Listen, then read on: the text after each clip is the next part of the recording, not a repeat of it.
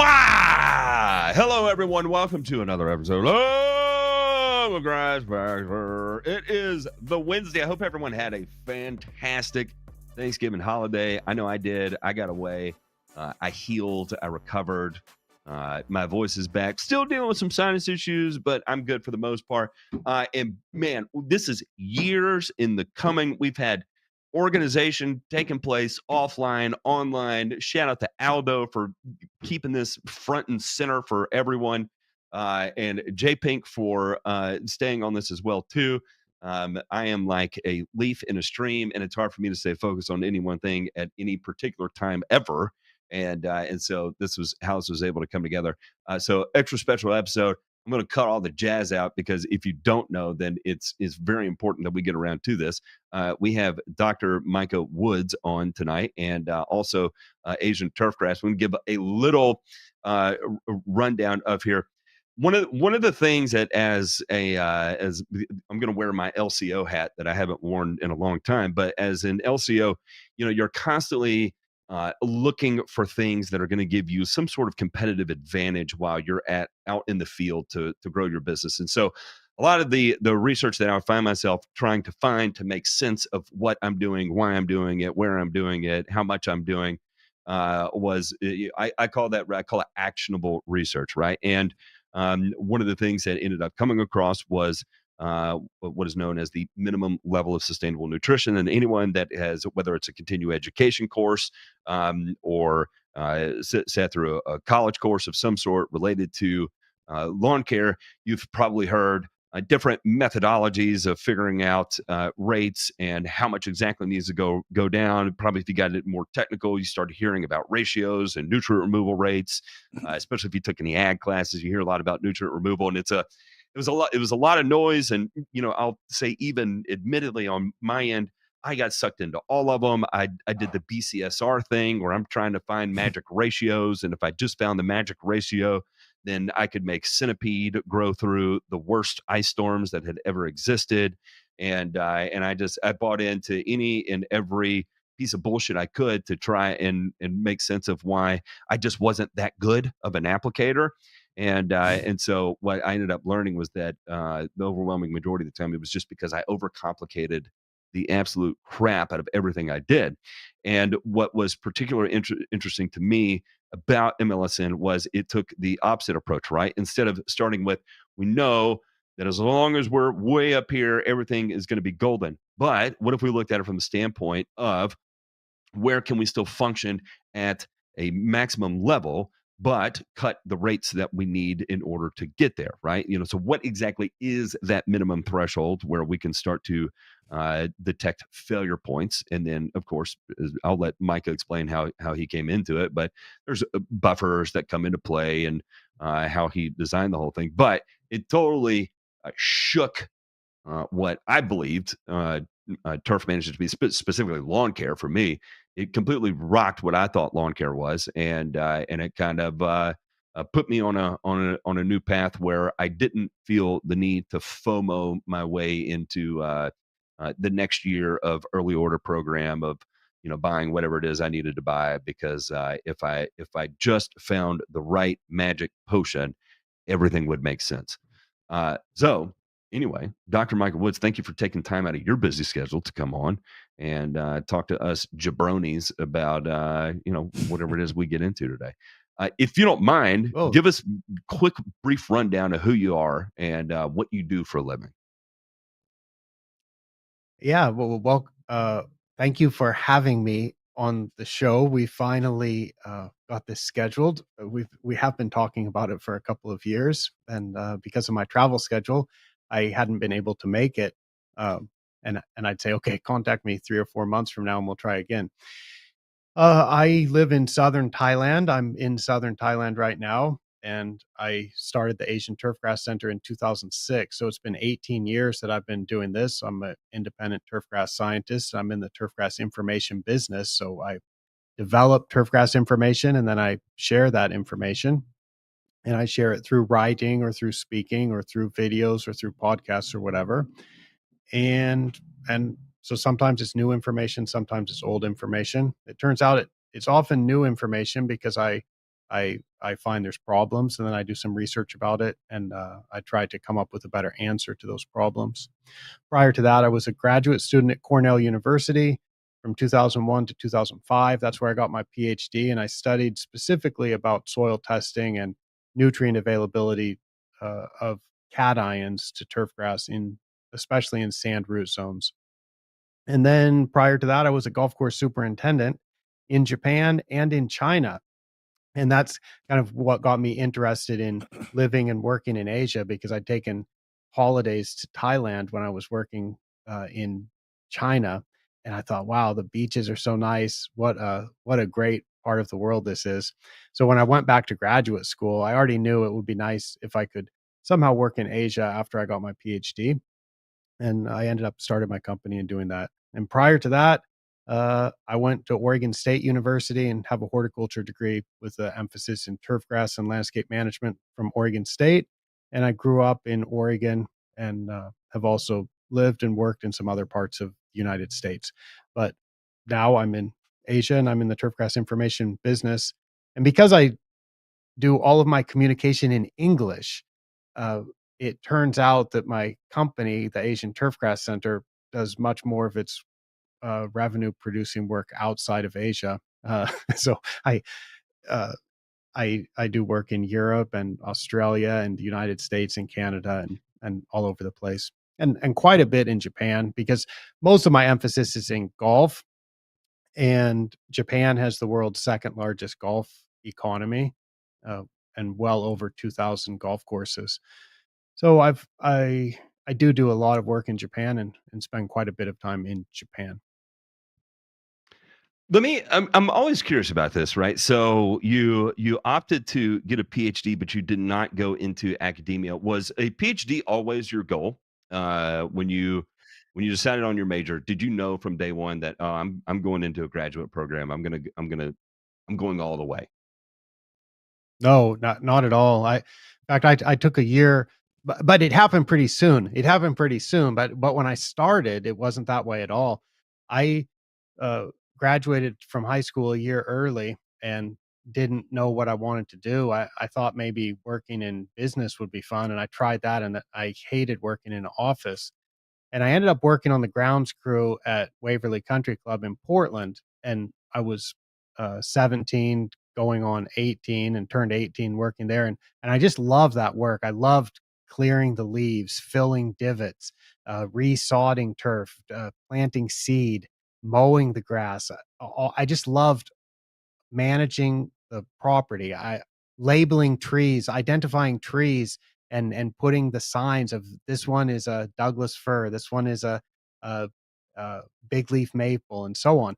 I just enjoyed the variety and the working outside.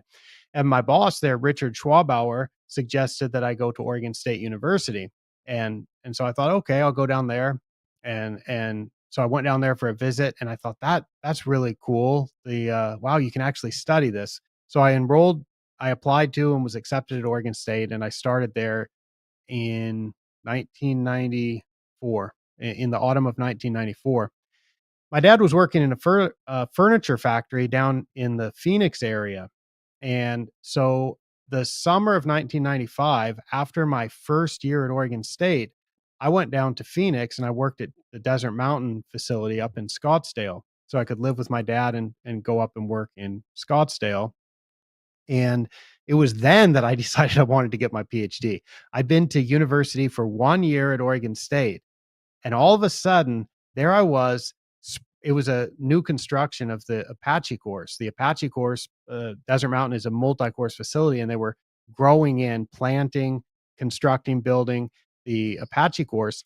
And we were seeding creeping bent grass in the summer in Scottsdale. The temperature's well over What? 100 degrees Fahrenheit, and the creeping bent grass was germinating and growing. And I was like, wow, this is amazing. I can't figure out how this is possible.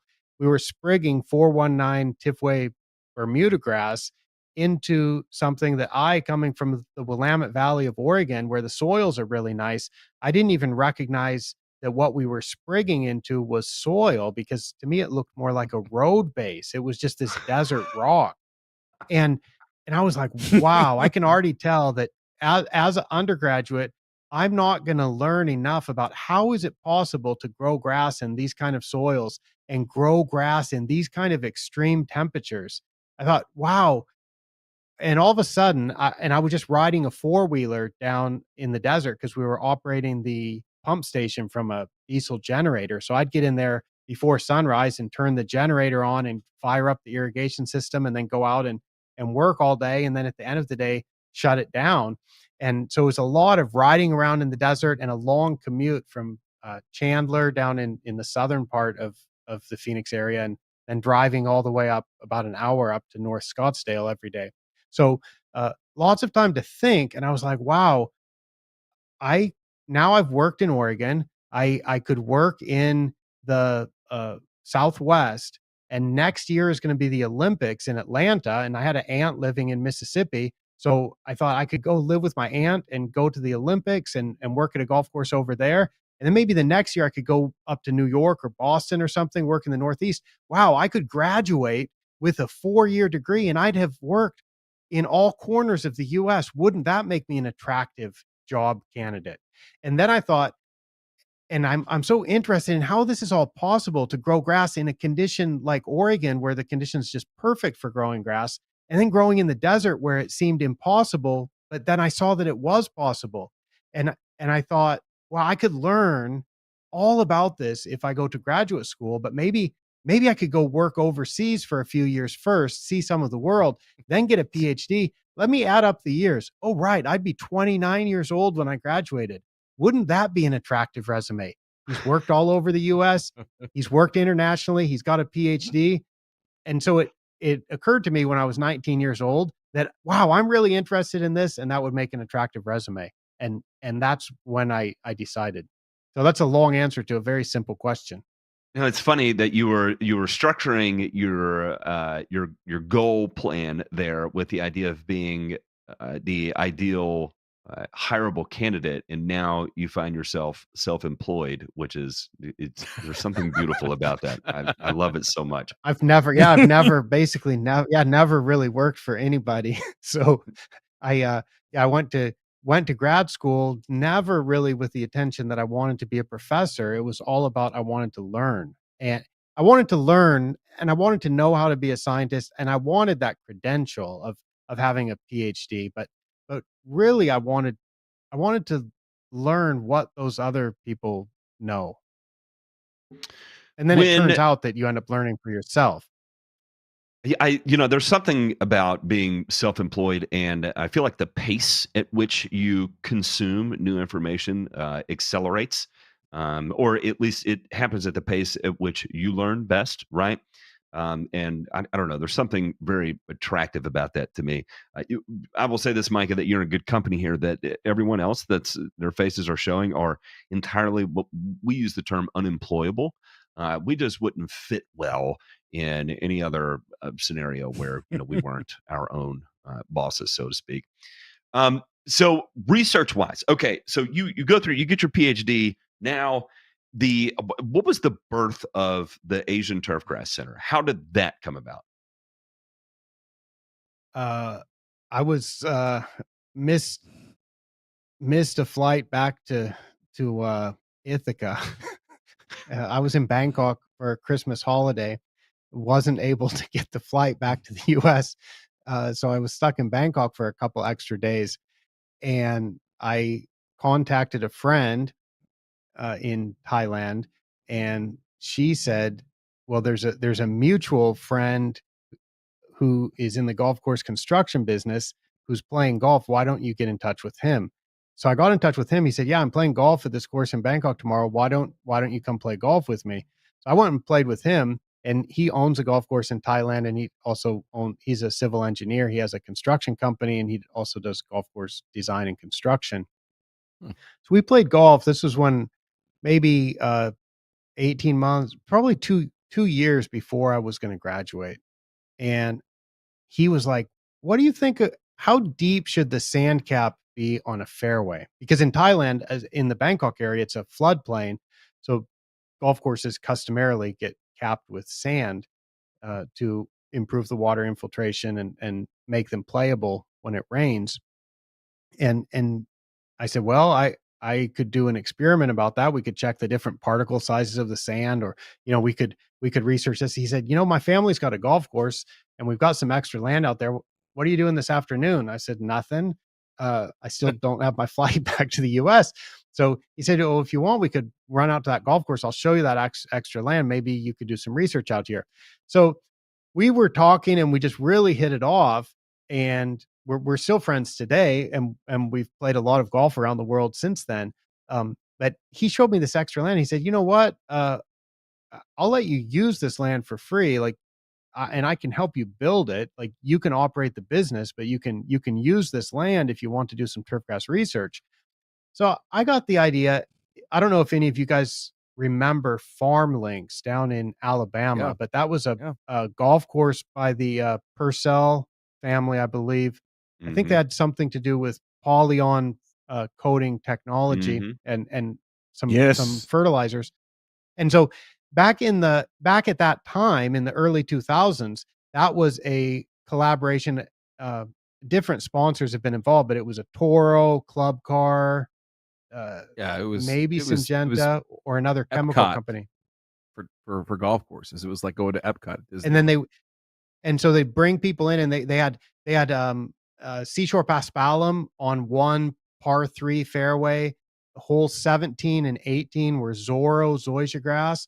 The rest of it was all Bermuda grass. And so they'd bring people there and they'd say, okay, here's the equipment that we're using. And you'd sit, they had a big training room, and of course you got wined and dined and steaks and ice cream, and there's no alcohol, but as far as wine and dine, sorry, let's see, you got dined, um, and you got to play golf and go bass fishing and maybe skeet shooting, whatever. But also you got to sit through some seminars of, here's how this technology works. Here's how these here's a behind the scenes look at the new products that are coming out. So it was research and marketing. And I thought, man, that's pretty cool. What if I did something like that in Thailand, which I think is one of the best tourist destinations in the world? What if I had a facility where I could do research and it could be a training center? In Beijing, it's so cold in the winter. In Seoul, South Korea, it's so cold in the winter. In Tokyo, it's cold in the winter. What if companies would pay to have their key clients from some of these colder places come to Thailand for a training holiday? And what if, at the other times of year, people could come up from Australia or Tasmania or New Zealand or South Africa, that and come to Thailand for training about warm season grasses. And I just thought that that seems like something that I'd like to do. So I had the idea to make the Asian Turfgrass Center something that was kind of modeled on Farm Links. And it all happened from the chance meeting of missing that flight, playing golf with a golf course builder who had some extra land. So we basically had a handshake agreement then of like, yeah, let's do this. That's incredible. It really That's All is. right, so amazing. you get into research. What is and I'll say this, at least from my perspective, and the majority of what I'm doing is like chemistry, right? But there are certain projects that I like doing. I like the research aspect of it, and there's some that I just absolutely detest. Let me ask, of the work that you have done, what have you enjoyed the most? And I don't mean necessarily just because you enjoy the process or whatever, but the body of work that you have put together. What are some pieces of it that maybe the better phrasing here is, what are you most proud of? Uh, if you ask me what I'm most proud of, it is that so many of the things that I've worked on, which are basically, we could say it starts with MLSN, which is the minimum levels for sustainable nutrition, which is about turfgrass nutrition, and then clipping volume, which is about making a rapid measurement of how much the grass is actually growing. And then it is OM246, which is checking the total organic material at the surface of the root zone and using that to adjust some of your cultivation and thatch management strategies or soil organic matter management strategies. what I'm most proud of is not any one of those in particular, but it's the fact that they've somehow had an impact all over the world and people actually do them and get great results. And then they contact me and say, yeah, I've been in this business for 20 years and I thought I was doing pretty good. Yeah, I'm paraphrasing here, but I thought I had really good conditions. And then I started implementing these things that you were suggesting and the results got even better. And to have that kind of impact that I never set out to I mean, of course, I wanted to have a big impact on the industry, but I didn't know that it would actually happen. And then to sometimes realize to be contacted by somebody in Dubai or somebody in Canada or somebody in Spain and say one of the reasons, or somebody in Australia, uh, and say, one of the reasons why I'm still in this business is because I found the way that you approach turfgrass management and communicate about the job so logical, and it just makes so much sense that I decided to stick with it, and it makes my job easier. It helps me do my job better. So that's what I'm most proud of. And then I'm happy if you want me to elaborate to say what I enjoy the most. Yes. Please. So do. I would, yeah, I would say, right. I enjoy, I think, what I'm working on right now. Um, I enjoy getting ideas and realizing that I haven't exhausted all my ideas. I know you can see, or maybe you could, if you look up at the shelves a little bit higher above me. There's a lot of Charles Dickens books and a number of Charles Dickens biographies. And one of the Charles Dickens was extremely creative, and some of his characters and the stories that he wrote were obviously the product of somebody who's very, very creative. And he was always afraid. If you read his biographies and they look at his letters and what he would write to people, he was afraid that his creativity would go away, that he would somehow lose the ability to be able to write like he had in the past. And I often wonder, I'm like, wow, we came up with a number of things that are used all over the world. I'm like, I wonder if that was the last one. I wonder if I'm done. And so Micah, actually I get really yes. I also have to tell you that, believe it or not, even though we have differences of opinion on MLSN and how it's implemented, what if I told you, Micah, that you doing research on zoysia grass has basically kept me in the business a little bit longer? Oh, well, Prolonging good. careers. So now I'll say good. No, So it's because your management practices on zoysia, because as you are well aware, majority of cultivated turfgrass in Hawaii is zoysia. Unfortunately, is it? I would have yes, thought it it's is. St. Augustine. I love No, zoysia. zoysia grass, Micah, zoysia, and your methodology for managing zoysia under those high maintenance conditions makes sense, and it's sustainable.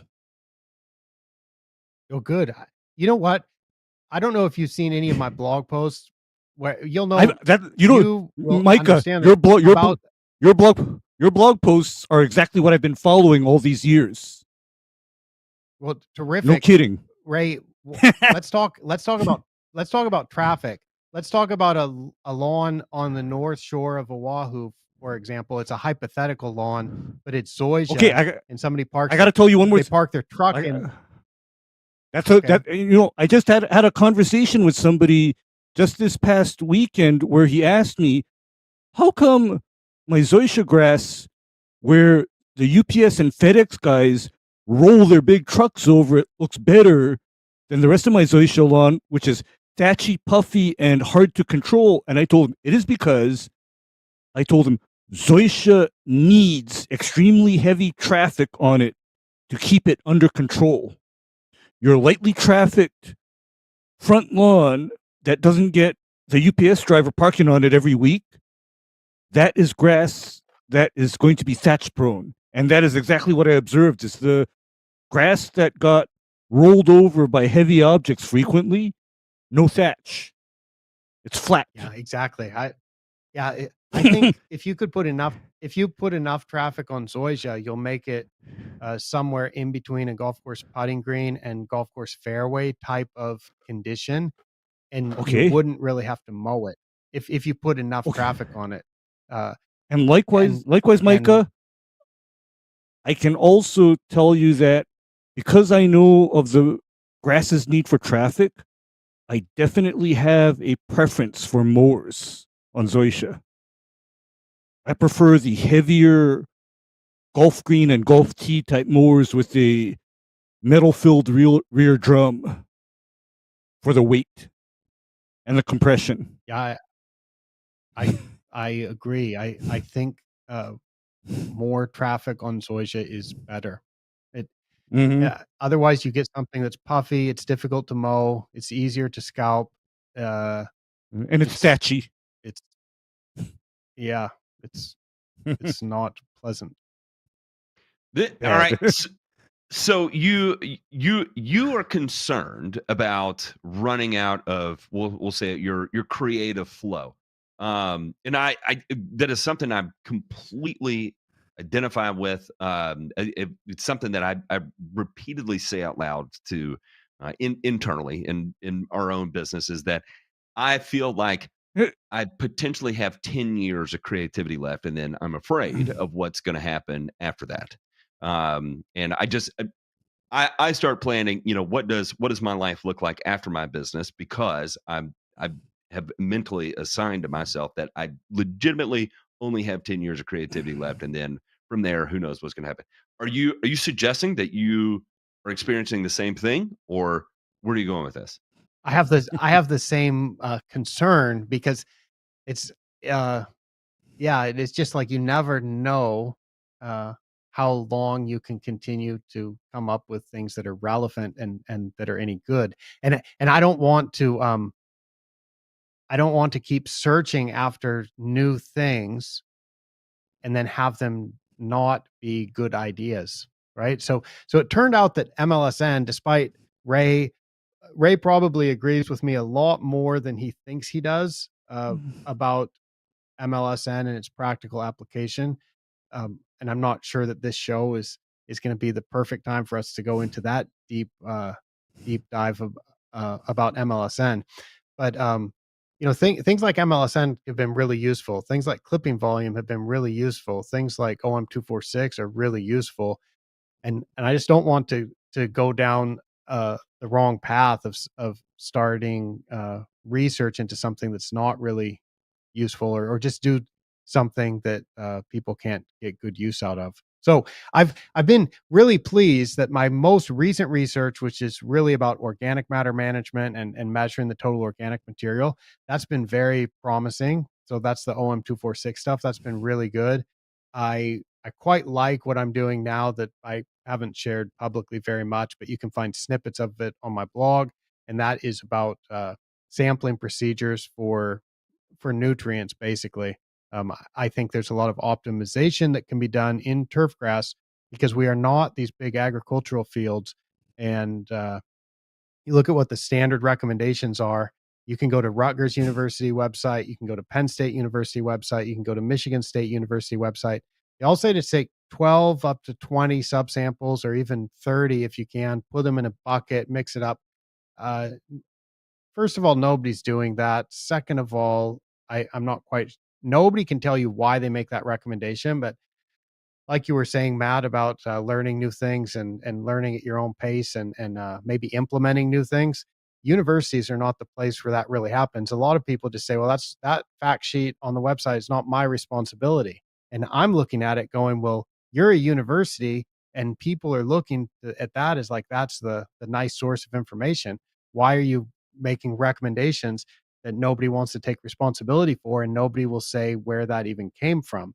And so I'm quite intrigued with my research, and it's all unpublished, and I haven't summarized it on my blog. But the gist of it is that certainly for golf courses, I think you can get equal or better recommendations from a single core sample than you can from the standard composite sampling. Uh, that is very counterintuitive, but it's kind of exciting, and the data are very promising on that. And then I always have the question. People will ask me, I was in Perth, Western Australia.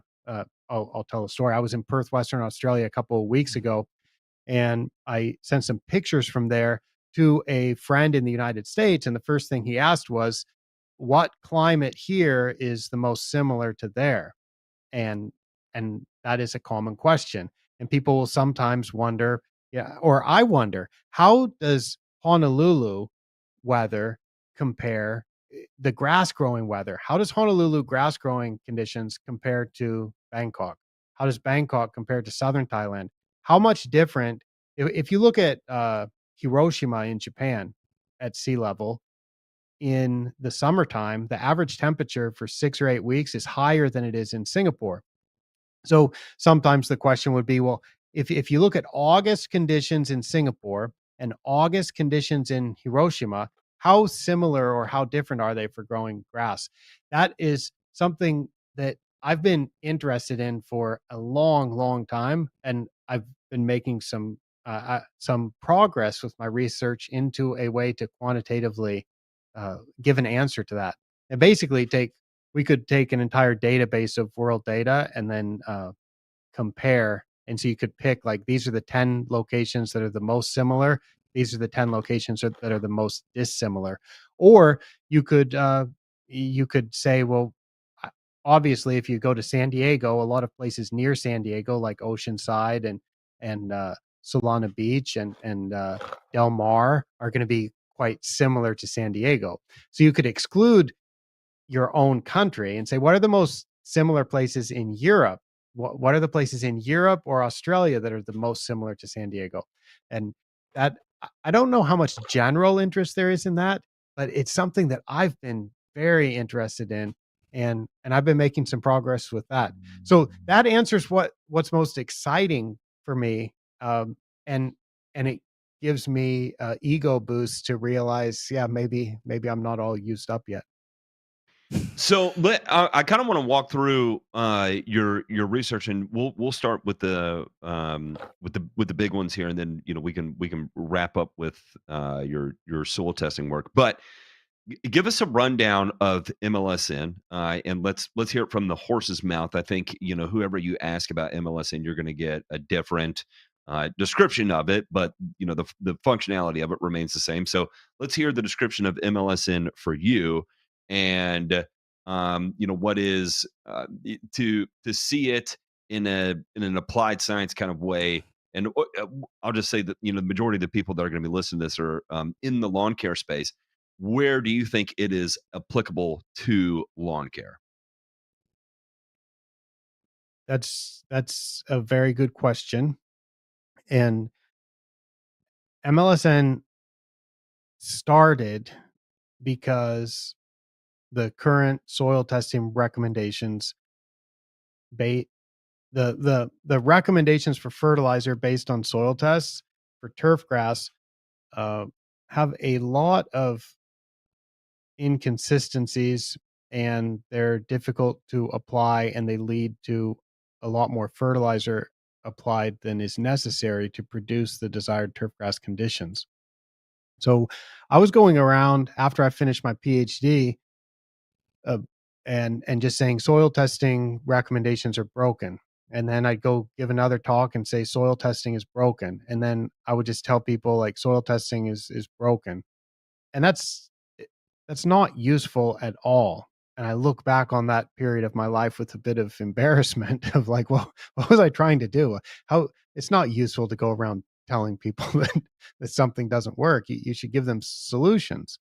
Well, Dr. Larry Stoll from Pace Turf, based out of San Diego at that time, it's now my company, but at that time it was Larry and Wendy's company. Mhm. And he had a large database of soil test results, and I kept telling him that soil testing is broken for turfgrass.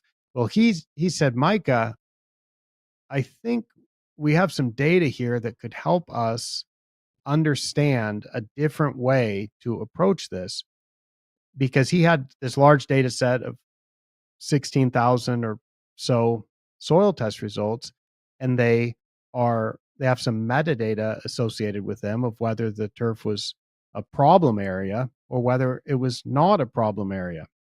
And it's all from professionally managed turf grass. So if it's not a problem area, we can say that that's good turf grass.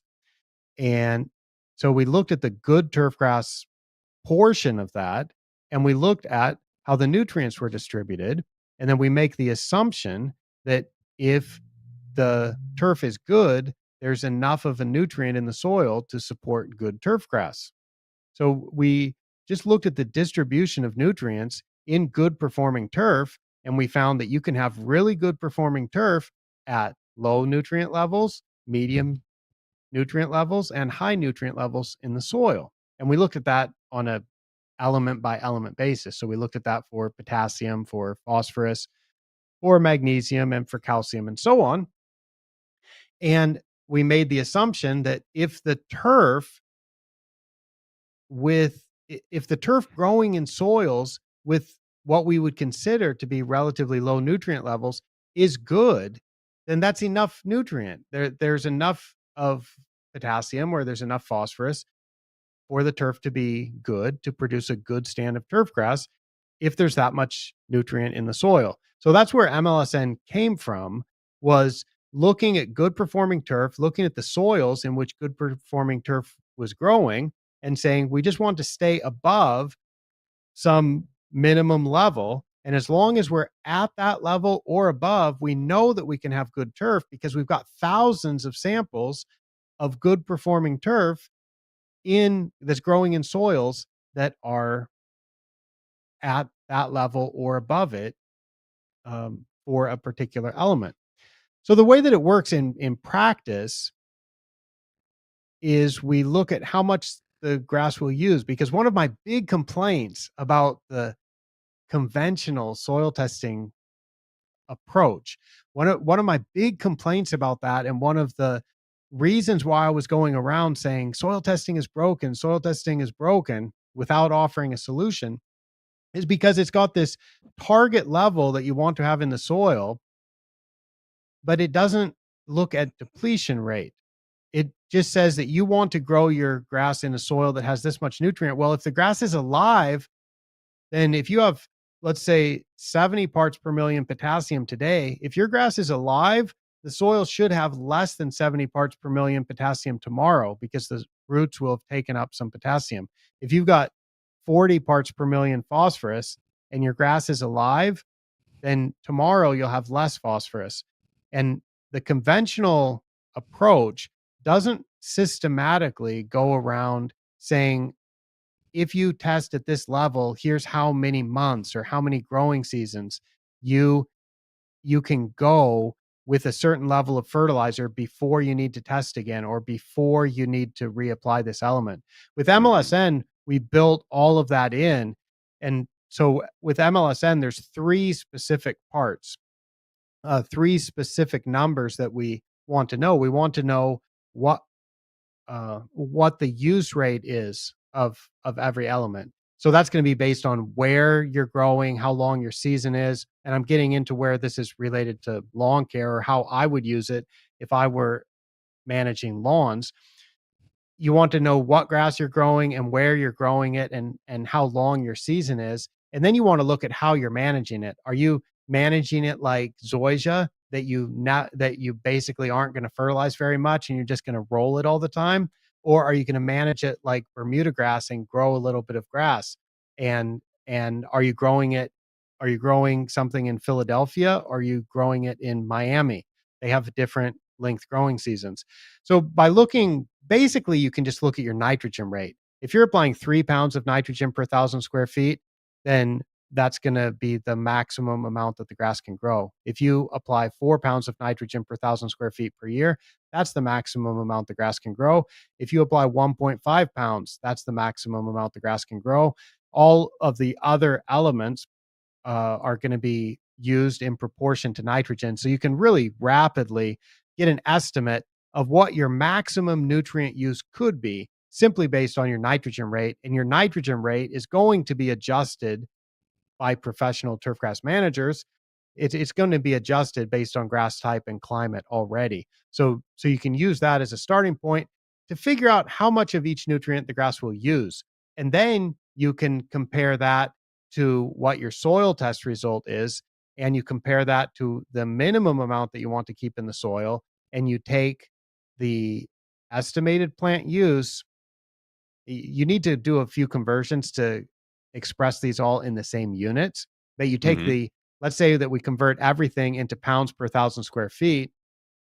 So you've got your pounds per 1,000 square feet of potassium that you expect the grass to use. You add that to the minimum amount that you want to keep in the soil that you never want the grass to touch. In this case, it's like for potassium, it's 1.1 pounds per 1,000 square feet per year. That's the MLSN minimum. And you subtract from that the amount that's in the soil. Because if you have, let's say that the grass is going to use 1.5 pounds and the MLSN minimum is 1.1 pounds. So we add 1.5 plus 1.1, that's 2.6 pounds of potassium that we need. We need to make sure the grass is supplied with the minimum amount in the soil that we never want the grass to touch. And we also want to make sure it's supplied with 100% of plant use. So that's 1.5 plus 1.1, 2.6. Let's say that we do a soil test and we have 10 pounds of potassium per 1,000 square feet in the soil. So now we realize that that's a negative number because 2.6 minus 10 is a negative number. That means there's way more potassium in the soil than we need, and we don't need to apply potassium that year.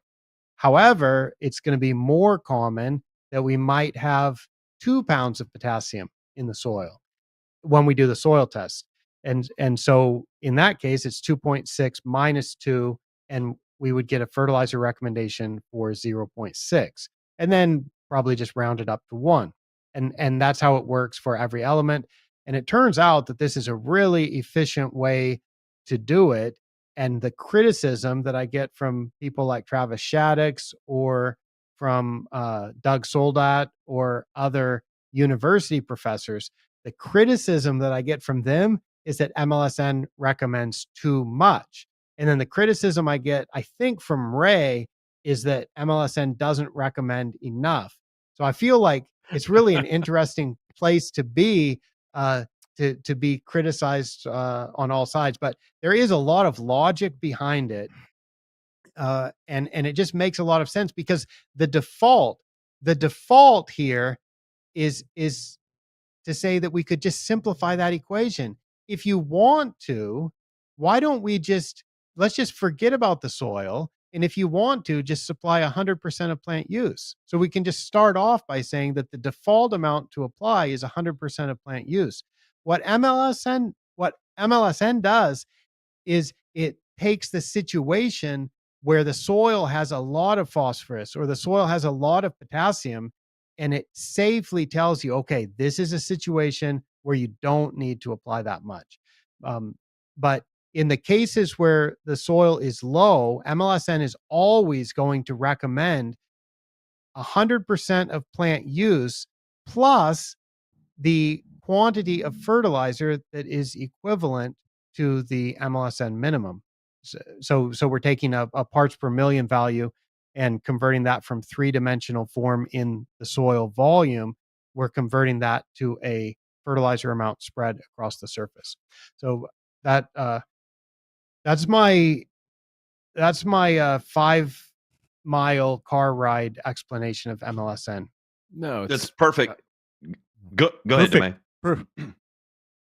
No, I was just going to say, I mean, I think that it cuts through a lot of the issues that, we see with, correlation and calibration studies and things like that. It's a good baseline. It's sort of a, what can we do? What can we do right now, right? With the information, the data that we have, and be able to glean from that. I don't know. I can remember, oh boy, more than 10 years ago when it came out. I think now, right? 2011 or 12. 12. Like yeah, that. 12. Okay. It was 2012. Yeah, 2012. It was 2012. But And it is interesting that this go ahead. ever since. I was going to And say, it is Micah, interesting though that you're the whipping boy and caught in the middle. I did not realize that there was a subset of people that thought you were implying that there should be more fertilizer, too much, in fact, and then again, not enough. I didn't realize that that was the case. Was it? My dad always Well, said is well, that if you're I'm getting criticized on both sides, then you're in the appropriate place, which I always thought was yeah, wise. Innovation yeah, is better than heresy, right? yeah. I don't. It's a tough one because I was yeah, I mean, it just works. I've yet to find somebody who implemented it who said it didn't work. And we design it so it's going to prevent nutrient deficiencies because I used to be a golf course superintendent and I give advice to professional turfgrass managers, and I think it is ridiculous to go around and have nutrient deficiencies. I call those preventable disasters. I mean, it's just I don't understand why professional turfgrass managers should have a goal of applying the least amount of fertilizer possible and run the risk of having deficiencies. Um, it just that doesn't make sense to me. And I think some of the university people are like they're wanting to pick out cases where you could apply less, but that doesn't really work as a practical thing to recommend to people. And so MLSN, from my perspective, is something that in almost all cases is going to recommend a little bit more than you actually need. But the reason why I'm so sensitive to that is I think the people that criticize it for that reason are missing the point. Uh, you guys, Travis has been on the show, and Yeah. and Travis did the latest round of the GCSA environmental survey, and you guys are familiar with this. One time I was scrolling through YouTube and it was like, holy cow, look what's on live right now. It's a table from Travis Shaddix's paper that's showing the people that soil test actually apply more fertilizer. And you were going through that recent survey. That was a couple years ago. And Travis was on the show, or maybe Travis wasn't even on the show, but you guys were talking. Yeah, I think we about reviewed it before he. and- I think we reviewed it before he came on. But go ahead. I'm sorry to Yeah. interrupt. Yeah. That's right. And I was like, wow, those guys, the grass factor is they're interested in this kind of stuff. Cool. And it's basically if you look at golf course turf grass managers, they apply a lot more potassium and phosphorus if they soil test versus if they don't. And the reason is because the recommendations are broken. Soil testing is broken if you're doing it the conventional way. Excuse me. And so for me, MLSN is a solution because if everybody would implement MLSN, we would cut those numbers drastically, and we would get to the point where people that soil test would be applying less fertilizer than those that don't, because we would be identifying cases where the soil could supply enough. So the people from the universities who are criticizing MLSN for saying it's recommending too much fertilizer, I don't understand why they don't fail to recognize that MLSN allows you to identify soils through soil testing that will that you don't need to apply so much fertilizer to. Because for me, for professional turf management, the default should be if you don't soil test, then you have no idea what's in the soil. Then I would like to supply, to be safe, I want to supply 100% of plant use. I want to apply something that's going to have that 8:1 to 4 ratio. And actually it's going to be higher than Micah? that because yes, Ray. I even simplify that more, where if I am in total doubt, and I don't have access to a soil test, my normal default is literally an application of 111 the first time, and then supply sufficient nitrogen for adequate growth. And then I worry about a soil test thereafter. I mean, that's how I play safe.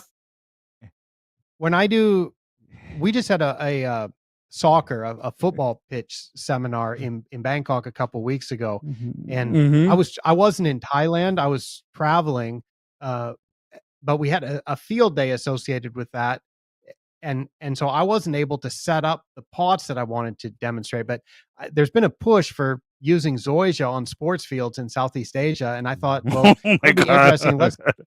Let's plant some sprigs.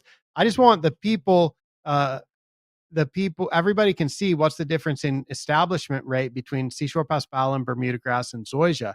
So I asked for some pots to be established where individual stolons, in fact, just 2 plants per stolon, so 2 nodes on a stolon of Bermuda and paspalum and zoysia would be planted in pots and grown in sand.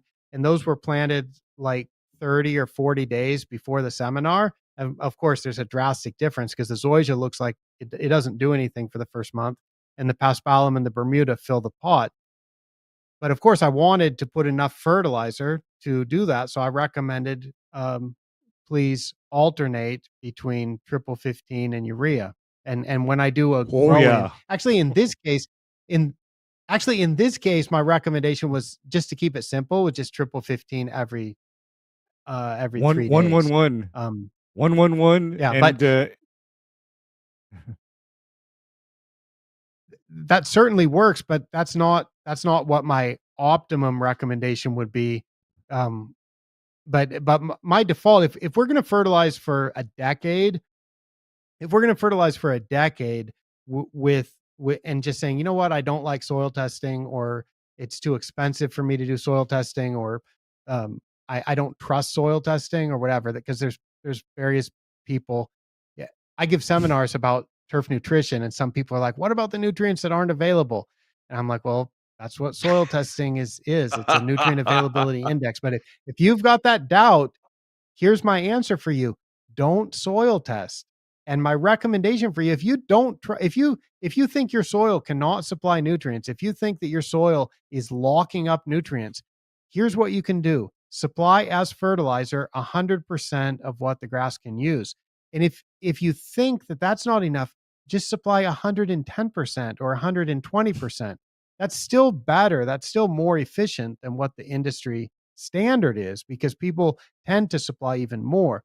So for the short term, or to quickly fix a problem, or to do a quick grow in, I've got no problem with that 1-1-1 recommendation. But if I was going to do this for a decade and I wasn't going to do the soil testing approach, I would figure out what species I'm growing or what species I want to grow, and just supply those nutrients in 100% or 110, 120% of the ratio that's in the leaves.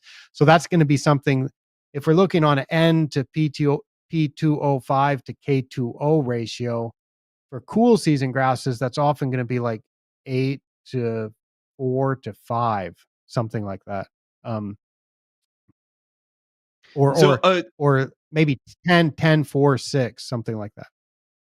A couple of things is in relation to lawn care specifically. I know the quest to go lower and lower. One of the things specific to that I've always pushed back on is when you are beholden to the customer, the results you deliver, and you do approach it from a blind perspective. Um, the number of failures that you accumulate through the course of the year directly correlates to how long that person remains a paying customer, right? So if you can cross off those potential issues on the front end, like namely a nutrient deficiency, why not get that out of the way? Because it's an insurance policy of just trust and longevity of that relationship between you and the customer, right? So if you went in round one and you don't know what a soil test shows. I think this also paints the picture in a lawn care perspective, the need to go ahead and establish a baseline through a soil test. And it's a great way to establish winter revenue. It's something that you can do during the winter and generate cash flow. And then as you parlay that into your applications, but say it's a new one, you just sold it, you have no idea what's out there. In my opinion, especially if it's not in great quality, why not go out with an 814 or a triple 16 or triple 18 or whatever, something that you can guarantee that you're supplying 100% of what will be utilized until your next visit. Just so that way you're playing CYA, right? You're covering your ass. You don't have to worry about some sort of failure of response or a turic response, and then no longer visually applicable. And then you've generated a seed of doubt in that customer's mind. The other thing I wanted to ask too was in relation to nutrient removal rates across species and particularly individual cultivars. Are you seeing or have you seen removal rates vary significantly? So, say, for example, if you've got TIF 419 versus Patriot Bermuda grass, and I'm specifically naming Patriot Bermuda grass because I believe I read a paper that talked about a removal rate, and I cannot remember if it even went down the road of luxury consumption or not, but the paper specific to Patriot Bermuda grass was talking about something closer to like a 414 removal rate. It was almost a 1-to-1 in decay. Are you seeing strong variations of removal rates across species and individual cultivar levels? Species, yes. Cultivars, no. And there may be differences that I'm not aware of in cultivars, but I doubt that that they would overcome seasonal or sampling error type differences. So, Micah. And obviously, if you apply a ton of potassium, you're going to harvest a lot more potassium. But what the healthy grass is actually going to use and need, that's going to tend to standardize within a species, I believe. So, Okay. what are some of the more obscure removal rates that you have seen across species? Right. So, maybe if you just give us a real simple, Bermuda grass. I would assume cool season grass is going to be pretty similar across the board. But which ones stand out to you as having some of the more extreme removal rates that we may not be familiar with? Zoysia, zoysia nitrogen is surprisingly low, and it's because you've got so much structural dry matter in those leaves. And Ray might know the chemistry of what those compounds are, whether it's lignin or cellulose or whatever. But Actually, it's all that dry Micah, matter. that dry leafy matter is very high silica, Micah. That's it's like the structural integrity of that zoysia grass is based on the leaf tissue accumulating high amounts of silica. And, to parlay into this discussion about removal rates of nutrients on zoysia, here's one for you to look into, Micah. On highly irrigated zoysia that is not fed a lot of nitrogen, what I observe is a rather high nutrient removal rate on the zoysia, because all the zoysia needs in order to generate that leaf biomass and uptake the P and K, for example, is water and sufficient daytime and nighttime temperatures. It'll do that regardless of nitrogen fertilization rates. So that's something for you to look into, because I've observed it personally, where the lawns that I have trouble maintaining adequate P and K on are the ones that are overwatered due to their high generation of clipping mass, clip volume. Zoysia will just grow if it has temperatures and water, it will just grow. But if those are sandy soils, they won't have a lot of potassium and phosphorus anyway. So it makes sense to just supply something close to the plant use. Also, if you have volcanic soil that is not particularly old, P and K is also naturally low in those soils as well. It's not very high. Your P and K levels are rather low. I think the volcanic soils, I think, are especially difficult for phosphorus, if I remember. They're poor. Right.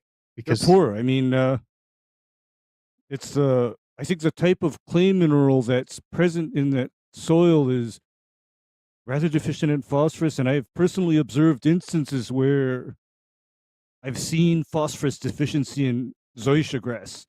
The lawn turns this interesting shade of purple and yellow. Which is why I With don't think it makes sense to mess. I don't think it makes sense to mess around with nutrient deficiencies. And MLSN is a way to make sure that we don't have those deficiencies, because the fertilizer recommendation that comes from MLSN already builds in the recommendation to apply 100% of plant use. It's only subtracting the it's only when the soil is relatively high in that element that we would end up not applying that as fertilizer. So we're only subtracting from that default amount to apply if the soil is relatively high. Well, just to answer that question about the weird or the outlier type of nutrient ratios for cool season grass, if we talk ryegrass, Poa pratensis, creeping bank grass, tall fescue, I think they're all going to be pretty similar, and that's going to be something like 10 parts nitrogen, something like 4. Let me see. I'll express this on like a P2O5 and a K2O basis. So it's going to be something like 10 parts nitrogen, 3 parts P2O5, 5 parts K2O. For fine fescue, I'm not sure, but I suspect that it's typically going to be a bit lower. I have some samples on the way to the lab now. The type of research that I do now is I contact my professional turfgrass manager colleagues around the world and say, hey, can you collect this type of sample, treat it in this type of way, and send it to the lab? Or sometimes I go around and collect them. But I have some fine fescue samples on the way. I'm Wow. working over this year and next year to develop some more information about fine fescue, because I just don't have any data on that. For warm season grass, I've got quite a bit of data. Bermuda grass tends to be, that's going to be something like, well, actually, maybe it's confusing by doing ratios. Maybe it's confusing to do ratios. Let me just talk about absolute numbers. So with cool season grass, I expect about 4% nitrogen. Well, you guys tell me, should I say what the ratios percentages are tend good. to be in the tissue, or Yeah. should I say what type of fertilizer you should apply? No, we understand ratios perfectly fine, Micah. Yeah, We understand the ratios quite well. Tissue ratios would be good. Yeah, tissue ratios are Are perfectly we? fine for us. I'm not doing tissue ratios as much as I'm saying what Consumption. fertilizer ratio would be to resupply what the tissue ratio was. So I realize this could be a little bit confusing, because I was going to use 10 again for 10 for Bermuda as the base, but actually Bermuda is lower nitrogen than cool season grass usually. So then it becomes a lack of information conveyed by me. Yeah, if you could stick to P2O5 and K2O, I think, yeah, from a fertilizer ratio perspective, I would say everyone there will be on the same page. Okay, so for Bermuda, you're something like it's the same ratio. It's like 10 to 3 to 5, something like that. And then with Seashore Paspalum, it's like 10, 3, 10. And with Zoysia, you're also like 10, 3, 5. But you see, your N is different. So the one that really stands out is Seashore Paspalum for having so much potassium in it. And then the element that we often don't think so much about is sulfur, but there's generally as much or more sulfur in the leaves as there is phosphorus. And that's one that, especially in sandy root zones, I think it makes sense not to ignore. And I don't, it's just one that I look at, and when the sulfur is low in the soil, then I just think, and I think maybe it makes sense to apply some. So I'm not going to say that I've done very much research in that, but definitely if you look at what's in the leaves, calcium tends to be equal to phosphorus. Sulfur tends to be equal or more than phosphorus. Calcium, I'm not terribly concerned about because soils generally have a lot of calcium, but sulfur, soils don't have a lot of sulfur, and and I think that one makes sense to consider applying as fertilizer. I will say anecdotally, one of the things that we have seen is sulfur levels that approach 10 parts per million or lower in the soil. We fairly consistently see poorly performing lawns, and where they'll have a picture of a yard, like a front yard and a backyard, two soil tests pulled. They're almost identical, except you'll see the front yard is in good condition and it's at 12 parts per million of sulfur, and then the backyard is in very poor condition and it's at 8 parts per million of sulfur. And it's we have seen that with a fairly high degree of repeatability recently. Even I would say, like over the last And year, we saw that a lot. and that doesn't surprise me. It's just that there could be other issues like organic matter, that if you have a higher organic matter soil, it's going to have more sulfur in it. If you have a lower organic matter soil, it's going to have less sulfur in it. Generally, if you have a sandier soil, it's going to have less sulfur in it. So then you start thinking, well, is there different? Is it a different soil entirely? Is it only the sulfur, or is the sulfur just an indication that you've got different types of soil with different water holding capacities and so on? And that's where as a scientist, I'm not going to say that like it's that simple to say the effect of sulfur, but certainly pay attention to it because sulfur tends to be relatively low. The air in most of the world is not polluted with sulfur the way that it used to be, to where sulfur used to be supplied through the air. It's not anymore. And if you just apply only urea, for example, or if you're applying fertilizers that don't have sulfur in it, then you have to wonder where, if the grass is using equal amounts of this to calcium, equal amounts or more of this than phosphorus, uh, where is the grass going to get it if you don't apply it as fertilizer?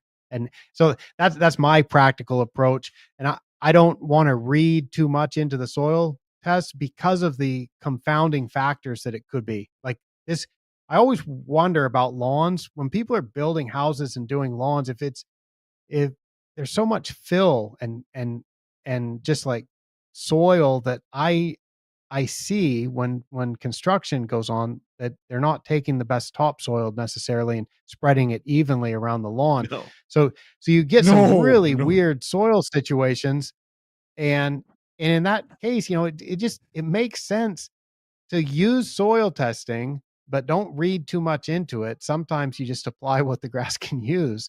And now you put that on cruise control. Now you can worry about the shade issues or the irrigation system or the mowing frequency or whatever. Fertilizer, I think, is extremely important, but it shouldn't be overthought. In fact, I'll go on a slight tangent here. This morning, I had an email conversation with a couple people, and we were talking about why sometimes people make it so complicated about turf nutrition, and they suggested, or one of those persons in the conversation, one of the people in the conversation suggested that the reason why it's so complicated is when everybody learns about turf nutrition, it's like phosphorus is involved in energy transfer in the plant. Phosphorus is so essential for root development. We learn all the function. And I keep saying the function doesn't matter. What matters is, do we have enough phosphorus or do we not have enough phosphorus? But because people get so confused about what the function is of the elements, that they fail to realize that all we really need to do is just have enough. And focusing on the enough is what's so important. And if we just focus on enough, one thing to do is just apply it as fertilizer. Now we've supplied enough. And what the objection from an environmental perspective should be is applying more than the grass can use, or applying more than the soil can hold. But simply just applying what the grass can use, 100% of grass use. In the Scandinavian countries, in the golf industry, or even going beyond golf, it's the Scandinavian turf and Environmental Research Foundation, they have a recommendation for something they call precision fertilization. And that precision fertilization does not involve soil testing. It involves find the species of grass you're growing, find the ratio of nutrients that it's using, apply those in 100% quantities, including micronutrients. And Hmm. that's a very environmentally conscious part of the world. Now, and I think as a default, that's basically what MLSN is doing to start. And then MLSN is saying if we test the soil and it's really rich and full of nutrients, well, then we can simplify it even further. We don't need to apply all of those.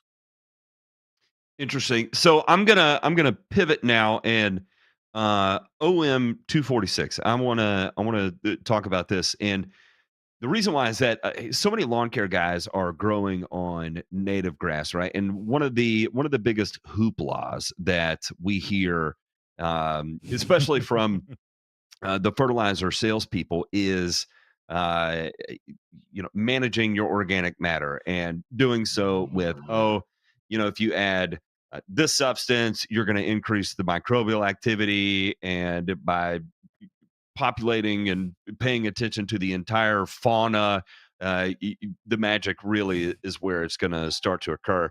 And so I guess if you could give us a rundown of OM 246, because I think it paints a pretty good picture that if you, regardless of where you're starting, you can get to what would be considered desirable from a native soil lawn perspective relatively quickly.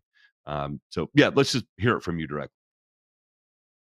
Well, yeah, OM246 is especially relevant on sand root zones, I think, because we're so concerned on sand root zones with the organic matter layer that develops at the surface. So when you start off with any type of soil, as the grass grows, it produces organic matter in the soil, and it produces more organic matter near the surface than it does 5 inches down, or 10 inches down, or 15 inches down, or so on. And in professional turfgrass management, such as sports fields or golf courses, it's important to maintain a firm enough surface, and a surface that the water can move through to get down into the drainage system. And people are terribly concerned about the accumulation of organic matter, specifically that the organic matter accumulates too much and they won't have good enough drainage, or the surfaces will be too soft or too slippery or something like that. Because of that, there's a lot of cultivation work done. By cultivation, I mean coring or aeration or slicing, or sand injection or things like that. And a lot of sand top dressing. A lot of the sand top dressing that's done in golf is not so much for smoothing the surface, but it is for diluting the organic matter by mixing sand that doesn't have organic matter with it with the organic matter that the grass naturally produces. That helps to keep the overall organic matter percentage at a relatively stable level.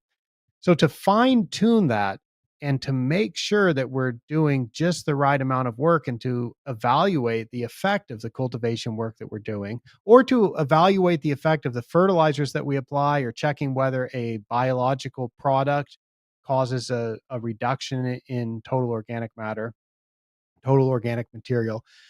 I have, over the past 10 years or so, been quite interested in testing not a standard soil organic matter test where the soil gets passed through a sieve, but testing everything. We send a sample to the lab. The lab doesn't take a subsample out of it. The lab puts it in a big crucible and burns it. And because they know the mass of the material before and they know the mass of the material after, they have a weight loss on ignition, or a loss on ignition test, where they measure how much weight was lost from the sample. And because sand does not burn, soil does not burn, it doesn't lose any weight when it's heated in a furnace, but organic matter burns away, and all that's left is a ash that weighs very little. The mass loss on ignition in doing that test is considered to be the organic matter content of the soil. And that is that's not standard for testing soil organic matter. Soil organic matter, when you're testing a cornfield or a soybean field or a pasture or a turfgrass site, when you're doing a soil organic matter test, you have to pass the sample through a sieve and you remove all of the stems and stolons and undecomposed leaves and all of that. But the OM246 is something that is to check just the total organic material, everything that is in that sample. So for lawns, I don't know how much of a problem thatch and thatch control are. I would think that in lawns, because you would tend to have earthworm activity and because they are not maintained like a putting green and they are typically not on a pure sand root zone, I would think that if you apply the appropriate nitrogen rate, which I think in the United States and maybe in other parts of the world, it has been customary to apply enough nitrogen that we naturally get thatch development and we naturally then have to do some thatch control.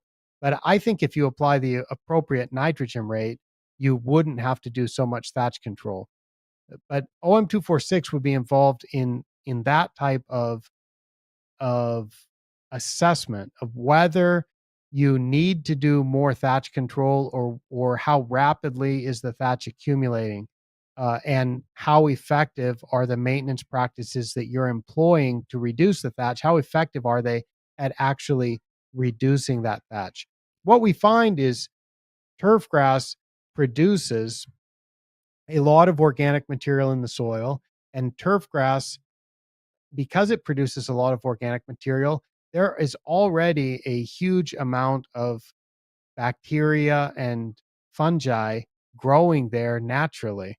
And uh, a lot of the stuff about like having to add anything extra is obviously it's what's the word? I was going to say bamboozle. It's it's nonsense. Because if you look at if you look at restoring soils, you look at agriculture when they try to do what they call what's it called, regenerative agriculture or something. Oh Yes. boy. What that means Yeah. about, Oh, I yeah. couldn't figure Oh, out. I'm like, boy. what is that word?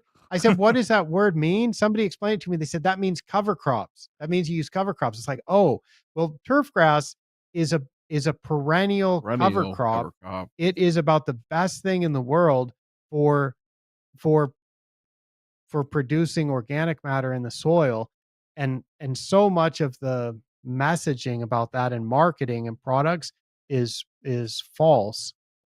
So basically, trash. if you yeah. So if you've got lawns, I think the key is really to get the growth rate right, and hopefully the thatch won't be too much of a problem. Because as somebody who has been involved with professional turfgrass management in the past, and as somebody who dabbles in lawn care, I can't imagine how you can effectively do thatch control on lawns, considering the fences and the irrigation and the landscaping and the soil and the lack of equipment. Like, how can you do thatch control? So the best way to do it is, I mean, maybe you hire somebody, but if there's so many lawns that are like oddly shaped, and I don't know how you could do thatch control. So the thing is, just don't let it develop in the first place. And really, the only thing that's going to cause thatch are nitrogen or water. And so if you can regulate those, um, you're off to a good start. Because on lawns, I mean, if you get thatch, I don't know how you get rid of it. So And I'll say and this is that just one more thing about thatch. yeah. Can I just say one more thing? If just go walk through a meadow sometime. Go through nature, and you won't see thatch. You go to some natural grasslands, you don't see thatch. Where you see thatch is managed turf, and it comes from nitrogen application. I'll say on the sales cycle of what's being pitched from the product standpoint right now, it's cyclical, right? And I can remember the years where it was all about thatch, thatch, thatch, thatch, thatch. You've got to apply this liquid dethatching product to manage your thatch issues. And I feel like we're in the sales cycle right now where it's you have to restore your soil, rebuild your soil. You have poor soil, poor soil, poor soil. And what does that mean? How do you quantify that? How do you define that?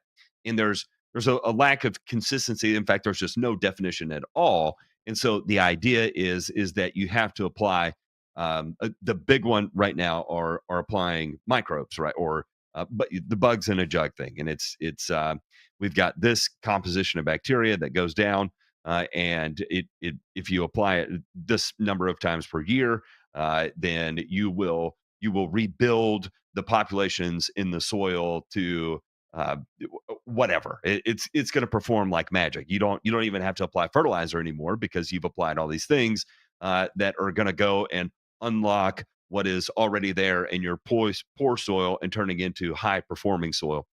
And it will go back to the thatch thing shortly. I'm sure within the next few years that it'll be back on that cycle. Um, Who but buys that it, stuff? right. A uh, lot of people, Micah, and you're talking about thatch. You just said two things: nitrogen management and water management. And you know what, Micah? I live and die by those practices. Okay, I live and die by them.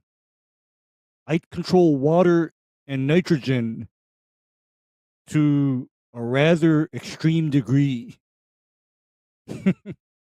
the so I'll and I wanted to hear it from you. And specifically, I think that from the most rudimentary basic level, yeah, I mean, without any of the intended function of OM 246, what it ends up proving is that just by having grass growing on the soil, even a native soil, you have the system in place that you no longer need to improve the soil. Now, there could be a fertility piece of it that needs to still be managed, right? But in terms of modifying bacteria levels or fungi levels to unlock this locked potential of it, you've circumvented that whole thing simply by having something growing on the soil because it's accumulating organic matter. It's all of that is producing the bacteria and fungi and protozoa that is required in order for it to function and have its own self-sustaining kind of ecosystem there. And so you can focus on the things that matter, like nitrogen and your water management program, and leave that idea that your Bacillus subtilis is going to be the game changer between you having a badass lawn and not. There's a really good article by a Professor Zuberer, Zuberer. I think he was at Texas A&M. I think he's retired now. I'll send you that link. It's a really good article. And he says that the best thing that, like, the question he poses is, do I need to add extra things to turf grass to make the soil healthy? And that the answer is, I think there's one in sports fields, like the SFMA magazine, and there's one from the USGA Green Section Record. Both of those are really good.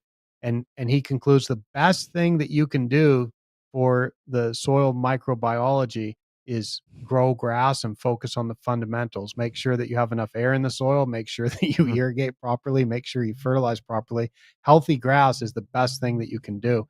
All the other stuff, there's just like zero reason why you would need to do it. And managing grass is it's not rocket science, but it's hard enough already. And the weather makes it hard, and the soils make it hard, shade makes it hard, traffic makes it hard.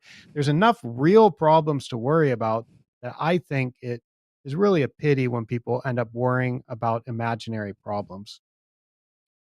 Oh, go ahead. Nope, you go ahead. I was just going to say, especially to this guest and his travels and everything like that. The one thing that we've said on the show before, Micah, is that there is world class turf grass on 6 continents in this globe, right? And not everywhere do they sell the bugs in the jug that they do in the United States that they would in Europe. or Asia or whatever, right? So these products don't exist. They're not ubiquitous. However, world-class turfgrass is. So what does that tell you?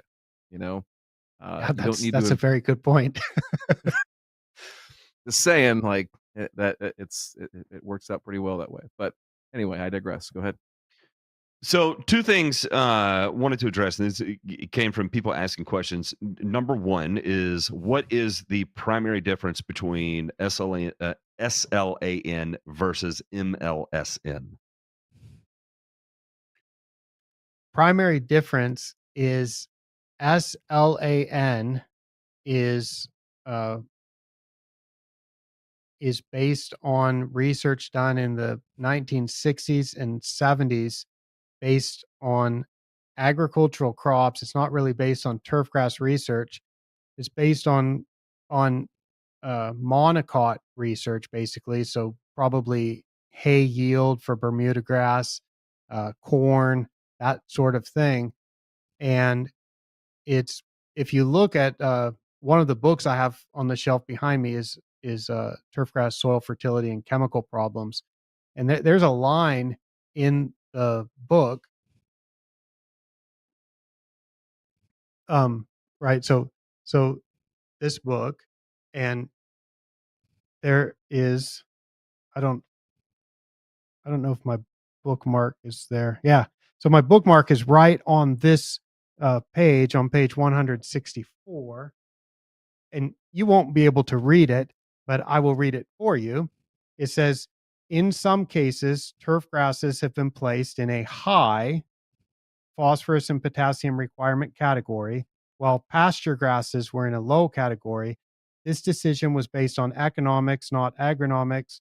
The cost of fertilization was not considered of primary importance for turf. Considering current fertilizer prices, scarcity of some fertilizer materials, and the environmental concerns associated with fertilization and soil nutrients, it seems quite appropriate to utilize fertilizer recommendations based on sound research. So they don't really provide an alternative for what that sound research is, but they're just saying that they're admitting that the standard SLAN recommendations are based on an arbitrary placement of target ranges in the soil to a high category, because for turfgrass, because it's not really an economic crop in terms of like trying to get a certain yield and looking at what your cost of production is. They're just saying that because it's quality that we're after and not the most efficient economic yield, then the cost of fertilizer is not really an issue. That's what SLAN is based on.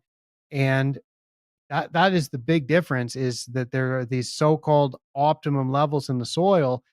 The problem that we have with SLAN, and the problem that arises, is this is supposed to be based on calibration of how soil nutrient levels are related to turf performance and related to fertilizer application, which depends on climate and soil type. It depends on soil type and grass type. You look around the 6 continents of the world in which there's excellent turf grass being produced, and there's so many different soil types, so many different grass types, it's impossible to ever do those types of calibrations. So the SLAN approach, it just doesn't really work to find what the optimum levels are for a particular grass in a particular climate in a particular soil type. It just fails to work.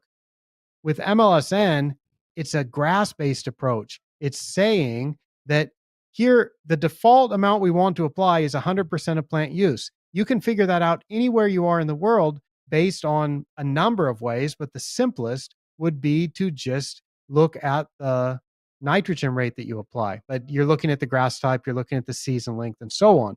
And that from that you get your nitrogen rate. So MLSN starts off with that. Then it's saying we know that we can produce good turf in soils across a wide nutrient range. And here's a low level that we think is safe. Here's a lower end of that range that we think is safe. So let's make sure that we always have that much in the soil. And now let's test the soil and see what we actually do have, compare it to the amount we need. And if we have way more than the amount we need, then we don't need to apply that. MLSN is something that works everywhere. SLAN is something that theoretically seems like it should work, but it's not even based on turfgrass research, and it's never going to work as efficiently as something like MLSN. Okay, the second one is going to be, do you have any opinions on top dressing with compost or using it as a fertilizer of sorts? And I want to make I that clear. That like was a question that someone posted in that. I want to make it. Compost is still a fertilizer. I don't care how you want to skin it. There's an NPK value there. There's an application rate that you apply it. It is a fertilizer. But go ahead, Micah. I like compost.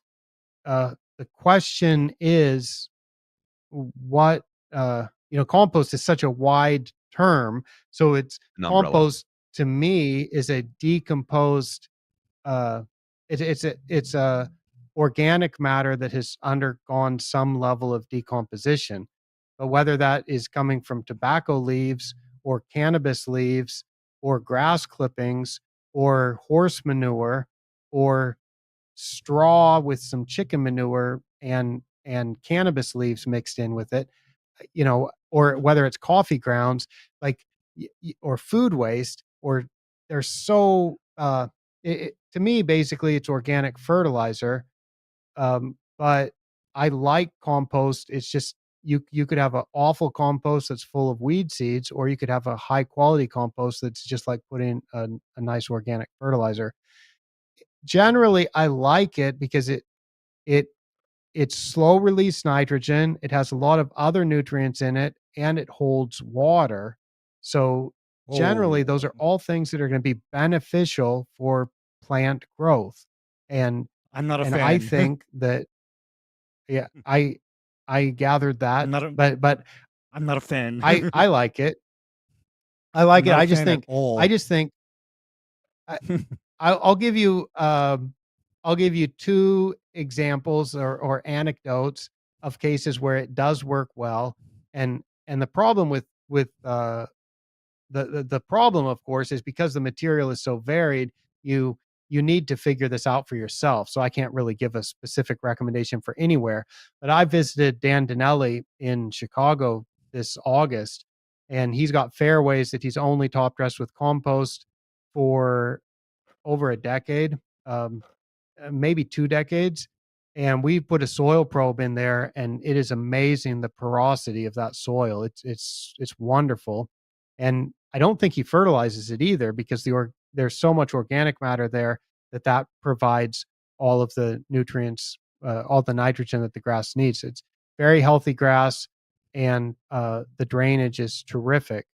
And I visited a golf course in between. It's pretty close to Nagoya, um, and they haven't fertilized fairways for a few years because they mix compost with their top dressing sand, and they apply that, and they have a nice that's on zoysia, and that it's a slow release fertilizer with a little bit of water holding capacity.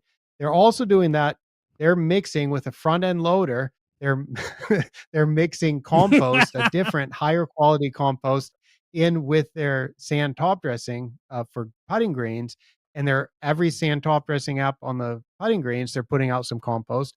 Their nitrogen rate on those putting greens their fertilizer nitrogen rate is quite low. The quality of the grass is quite good, and you're increasing the water holding capacity and the slow release nutrients to the grass. So to me, if you can get something that works, I like it. It's just I don't know where to buy compost where I am. I've tried to buy vermicompost and stuff and mix it in with some of my pots of grass that I grow at home, and I get all kinds of varying quality material.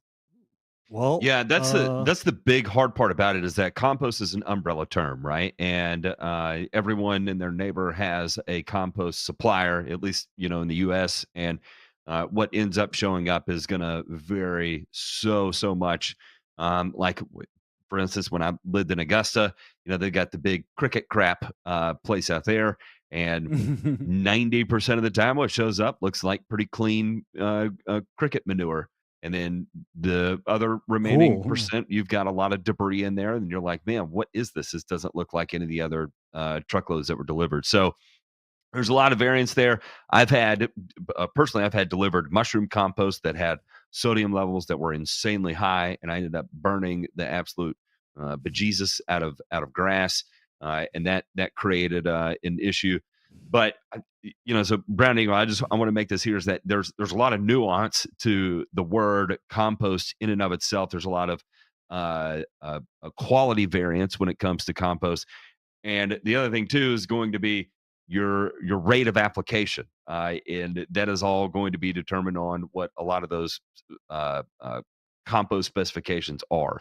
So it's not as simple as just like, yeah, man, run to the store, get a bag of black cow and throw it down, and you're going to alleviate compaction through aeration and adding organic material. Here's the other thing. Now I want to ask this to you, Micah, is in relation to cultivation, especially on native soils, residential lawn care type of setting. The heavy soils compaction is something that people always talk about, right? And again, on this space, what we see pitched to us is going to be you can liquid aerate it or apply gypsum. Gypsum is going to be your magic for aggregating your soil, and it's going to allow for more porosity and infiltration, all the fun stuff you hear about, modifying clay with gypsum. From your perspective, if number one, knowing what we know the rate of organic matter accumulation to be, what do you think that the idea that compaction is creating problems is overblown, or do you think there's real merit there and adopting some sort of cultivation practice is part of your lawn maintenance strategy should be adopted? I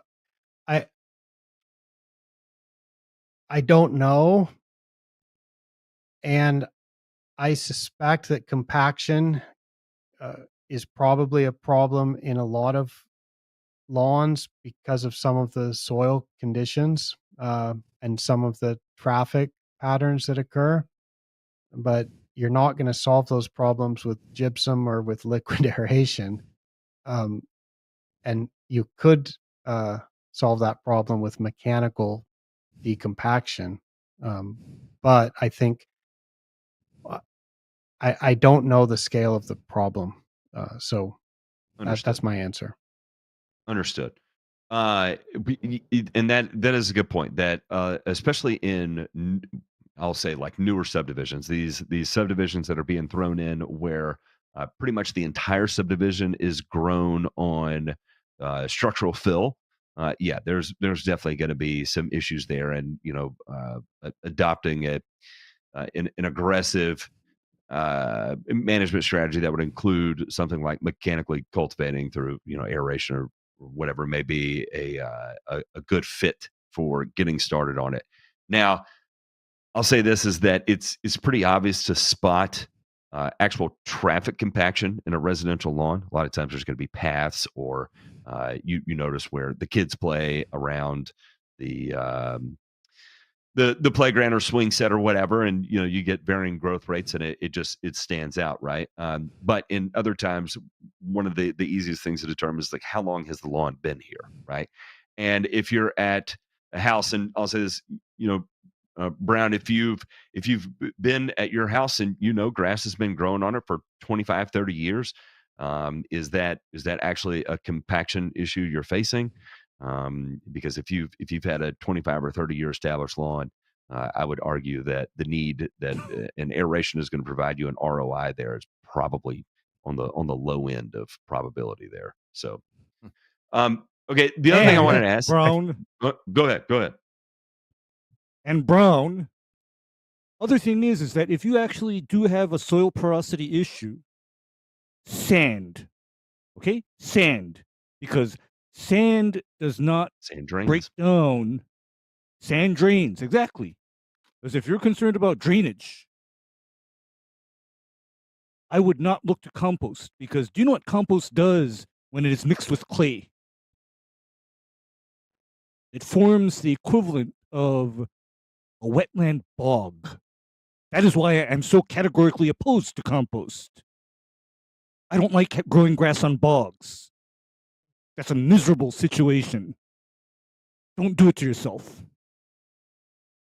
John Emerson at University of Delaware Oh. is replicating, if I understand correctly, the MLSN study methodology. However, using it from previously collected soil test data, he's going out and sampling places in his region. Are you familiar with the work he's doing on this? I have those data on my computer. Oh, look at this guy right here. Look at this. So, number one, how excited are you to see this being replicated here in this particular type of scenario?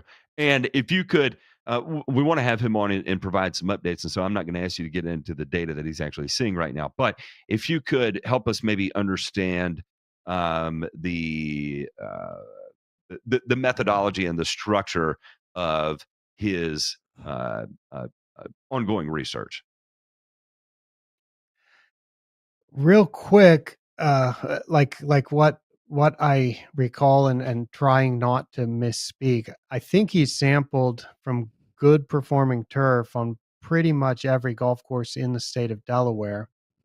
And I believe he's also tested from parks, athletic fields, and lawns, although not everyone in Delaware. But I think in golf, he may have collected samples from every golf course. And he selected only good performing turf because he wanted to see what are the nutrient levels under good performing turf. I actually haven't run any of the calculations yet, but John has run some of the calculations, and the results so far are either very similar to or suggesting that they're getting good turf at levels that are even below the MLSN level. Of course, this is fertilized turf, right? So MLSN is just a number that you throw into the equation. It's not saying that it's totally different mentality than SLAN, where SLAN is like, you want to be at 75 parts per million, but we're not going to tell you how long that's going to be good for. MLSN is just like, when you do a soil test, we're going to assume that you're fertilizing because it's professionally managed turf. So this is a way to calculate how you don't go too low. But he's finding numbers that are either similar to or even lower than MLSN, and I think that it is so good to have this tested and validated and find out if it's wrong or right, or what the exceptions are, because there's so much room for improvement in how turf is fertilized and doing it more efficiently and focusing on real issues and not imaginary problems. And there's of course the big problem of communication, right? Of something like this, even though it's so simple in my mind, and I can try to explain it simply, you can tell from my previous explanations of it, it involves a little numbers. Eventually it gets into some numbers or some calculations and stuff that we've talked about this on this show, and nobody's going to be able to take what I said and actually apply MLSN yet. There's still further say you actually have to work through it a little bit more. One of the lovely things about SLAN is it's just a number. You just look, oh, I'm not at 140 pounds per acre. Well, I need to apply 20 pounds per acre because I'm at 120 and I'm supposed to be at 140. That 140 is disconnected from any reality. It's I, from from this kind of book. It's disconnected from reality. It's arbitrarily choosing some of what those numbers should be, but it looks good to people and it's easy to understand. They tested 120. The book says, or the soil report says they should be at 140. It's so easy. There's a huge communication problem with MLSN. It's incredibly logical. It's simple to me. It's simple if you implement it, but to get over that hurdle of how do you actually get started with it, there's a big problem with that.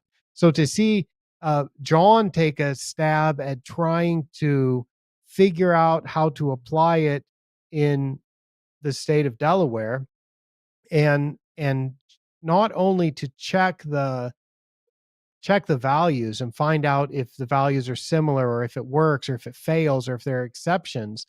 But also to try to figure out some ways to communicate this and to apply it in a way that makes sense. So I think there's so much improvement that can be done, and I'm glad to see it. I'd like to see people disprove it, or try to disprove it, because we can learn a lot from that also.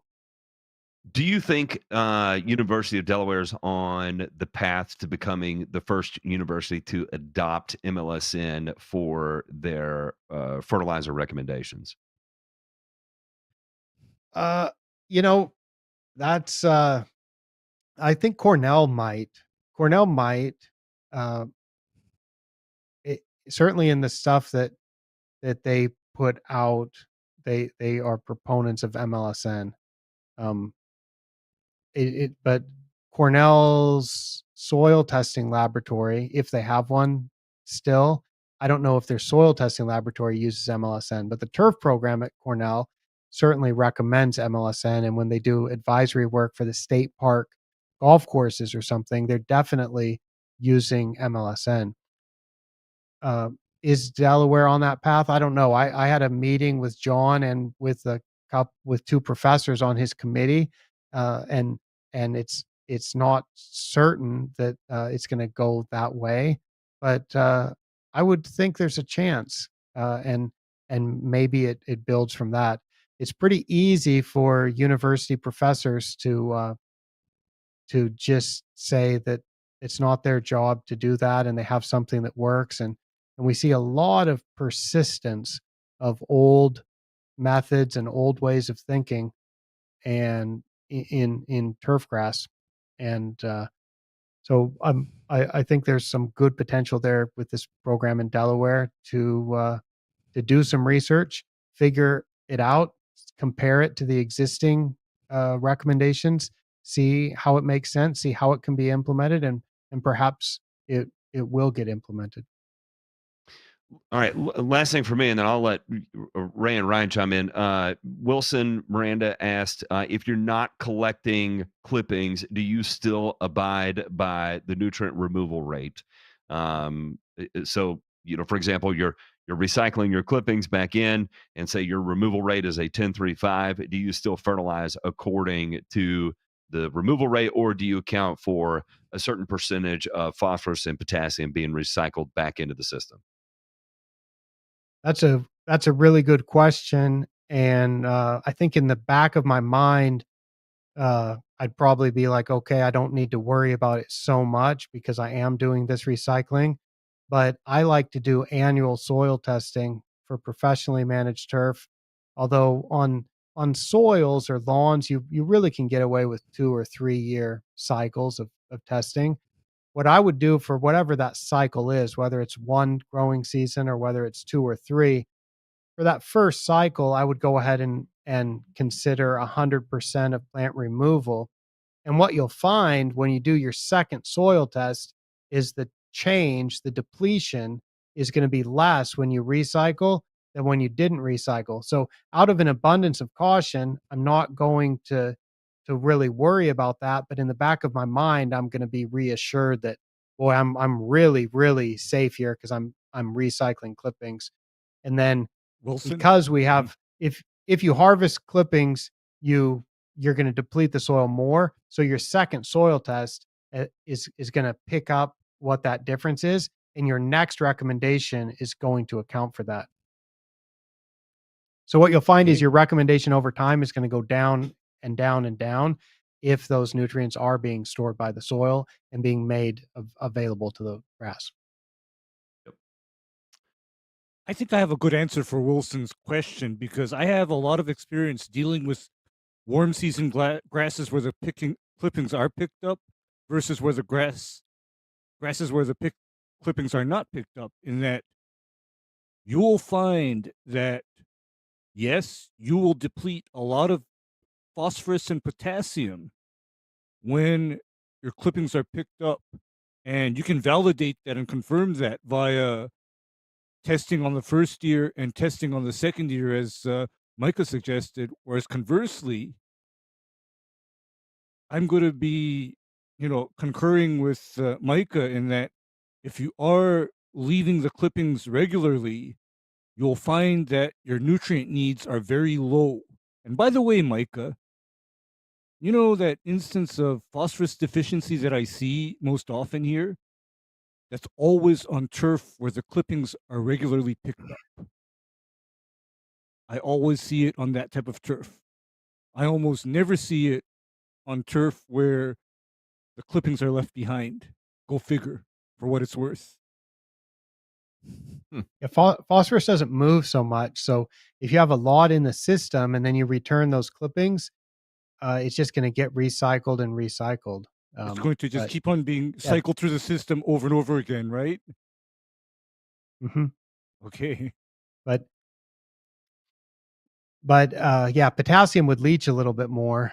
So it wouldn't, and nitrogen leaches, which is why even if you return clippings, you generally still have to apply some nitrogen. But phosphorus Mhm. would probably be more efficient. But once you start getting low in phosphorus, the thing with phosphorus that is grass still looks normal, but it just doesn't grow as much in the early stages of lack of phosphorus. And I've seen that a lot when I grow grass at home. I can have grass that the leaf color, the leaf texture, everything, it looks perfect. But if I have phosphorus, it grows twice as fast. If I add more phosphorus to it, and I think that's some of the stuff that people, when they they could have turf that's a little bit thin, or they think it's traffic damage or something, but it could also be that they're messing around with getting their phosphorus too low. I don't think we should mess around with nutrient deficiencies, which is why it makes sense to me to use the approach that I've outlined here. Know how much is in the soil, know how close you are to being really low, and if you are getting really low, then you can make the decision about applying or not. DeMay, do you have anything?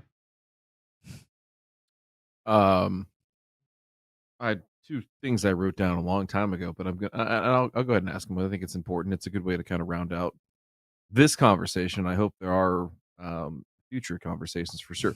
You talked about the creativity piece, and I think that and I'm not blowing smoke. I'm not saying this because you're in front of us, but I think the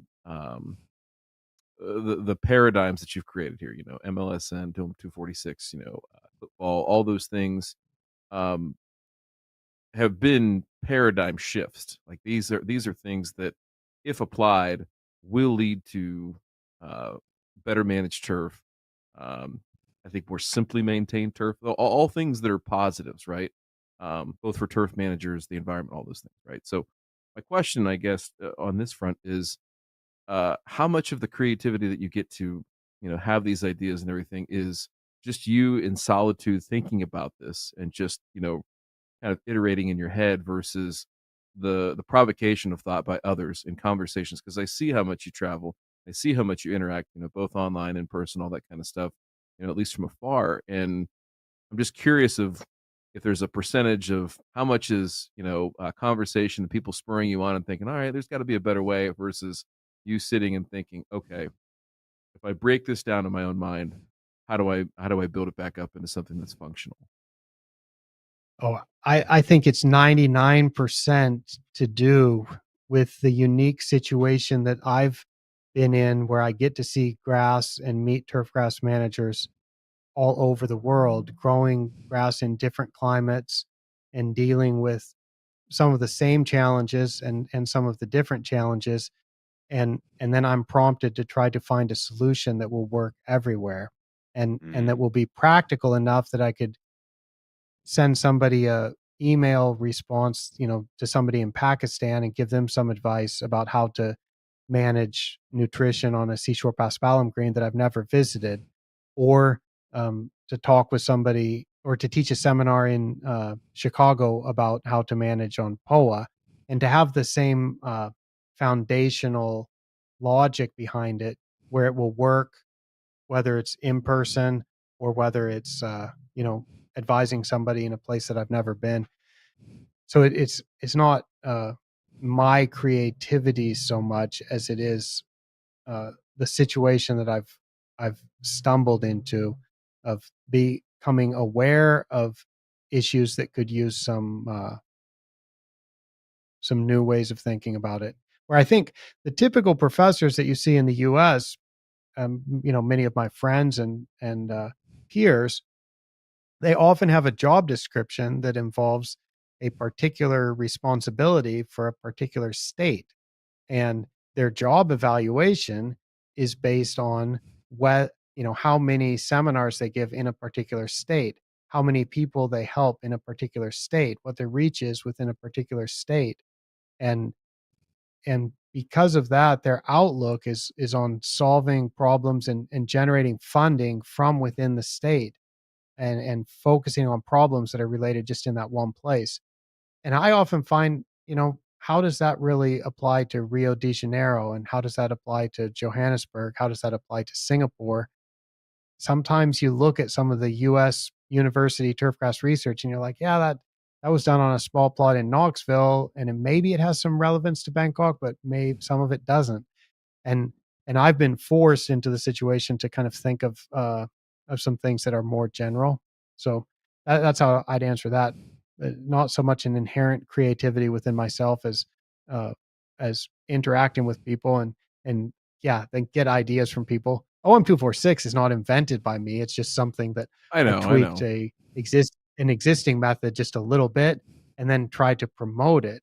Um, clipping volume, which is really useful if you harvest clippings. It's so useful to actually know what the volume of clippings is. That's something that's been common all around the world, and especially Mhm. common, I think, in Japan. And I used to kind of poo-poo that and say, oh, that's, what a waste of time that is. Our job is to out there and get the work done, not sit in the office and write down information onto a piece of paper about the work.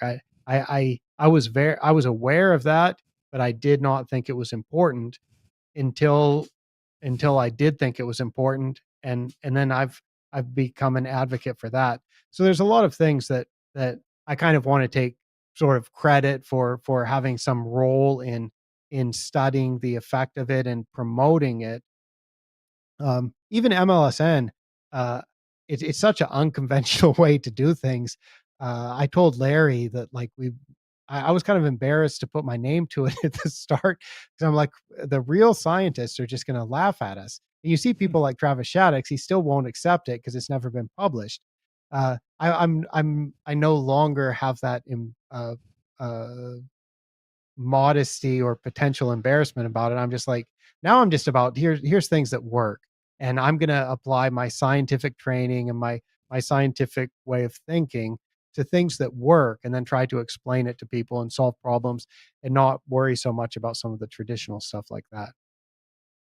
It's a great In segue other into words, my final question. Oh, go ahead. Go not ahead. so much credentialism, because that whole need for a peer-reviewed, paper where that peer-reviewed paper is highly gate-kept. No, you're doing, I guess, the work of the people, Micah, for lack of a better Well, description. in that vein, the Yeah, last question I had. Oh, go ahead, Mike. I'm sorry. Go ahead. I think, anybody could do this. It's just my job description is different than what the typical professor's job description is, and it's ridiculous how their salary and their what is it? You get tenure and whatever it is that you have to go through at a university. But when they're getting evaluated, it's ridiculous. It's not about the impact. They call it like impact, but it's just you could publish 20 papers that are have statistical errors and have absolutely no impact on how anybody's going to manage grass, but you'll get tenure, and you could have 0 papers published, and you could never get hired at the university, but you could have a huge impact on how people actually manage grass and on how the environment is, and so many things that supposedly the universities care about. So there's some what it incentives, right? I think the incentives are a little bit different, and I see yes. Uh, anyway, enough of that's a different topic, but I want to publish a bit more in peer-reviewed stuff just to get credibility among my peers. But I'm now old enough, and I'm concerned myself less about that because I realize that this does have an impact, and I hear from end users, from turfgrass managers around the world, other turfgrass consultants around the world, who get great use out of this stuff, and that's really reassuring to me. But it's frustrating, and you can see me mention sometimes how it actually gets done in universities in the US. It's so frustrating to me that people who are in these gatekeeper type of roles, who are teaching people formally, why don't they modernize a little bit? But from their perspective, that is bad for their job, and that's not really what they're incentivized upon. So anyway, it's a weird system. It is a weird system, and that was precisely it was such a wonderful segue into my final question is, if that is the current state of where we're at in the, innovation and the production of ideas that can be, tested with science and proven, and then, the next biggest thing, from the research that we gather and we glean and everything that comes from it is, the teaching and the adoption of that, right? So that it can go out into the world, it can make an impact and everything like that. So you could say, you said how you went around saying that soil testing was broken. I say that there is a certain degree that academia and turfgrass is broken, right? That we're not able to necessarily meet the demands of the industry that we once were, right? Some of that is due to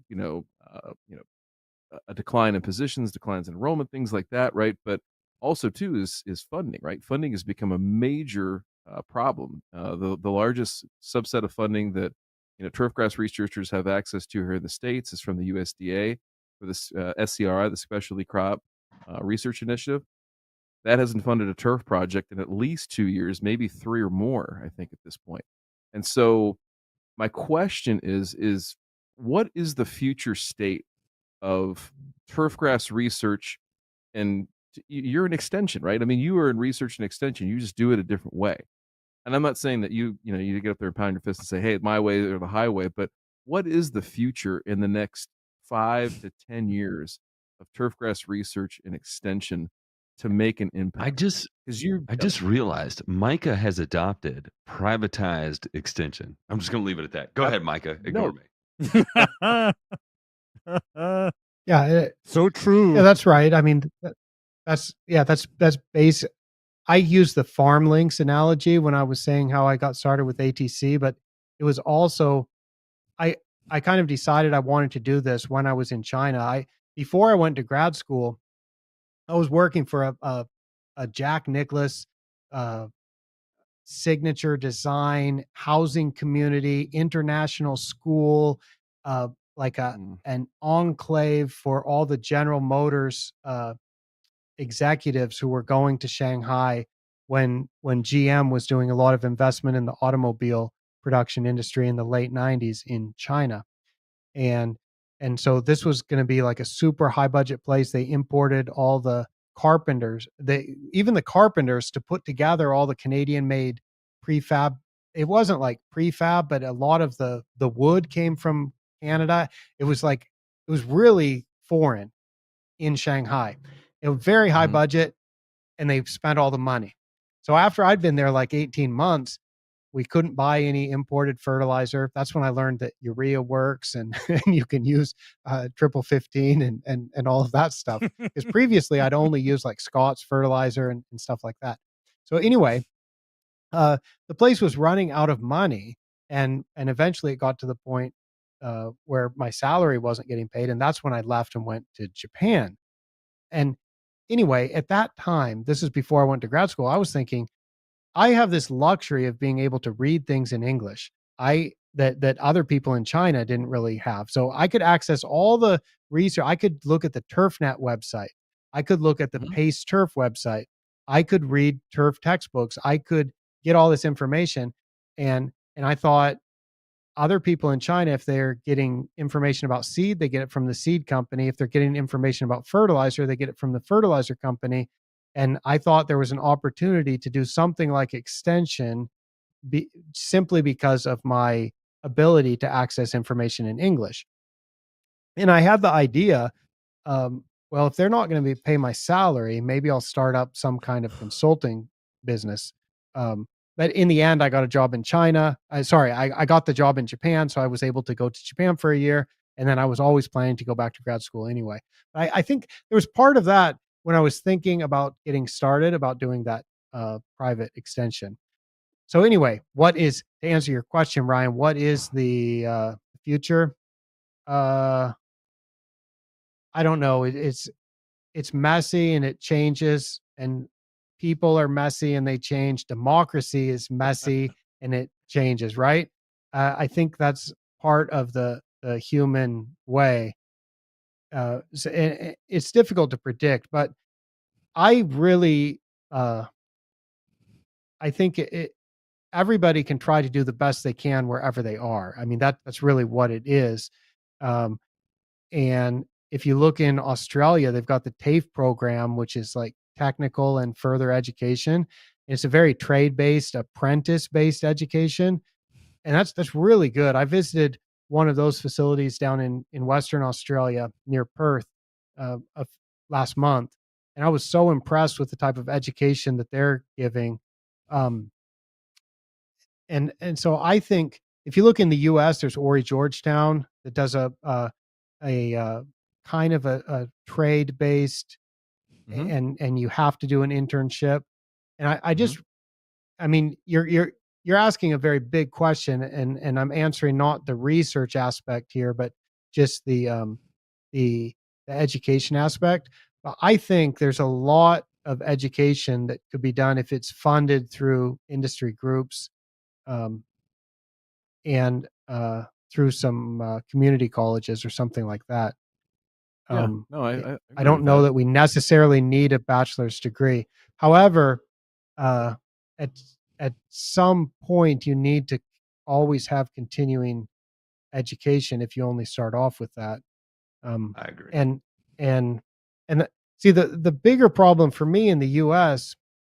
is that the funding comes from chemical companies, the funding comes from fertilizer companies.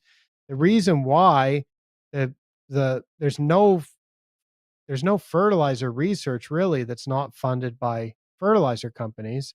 So you that's why my information is so innovative and so different, is because I'm doing self-funded research.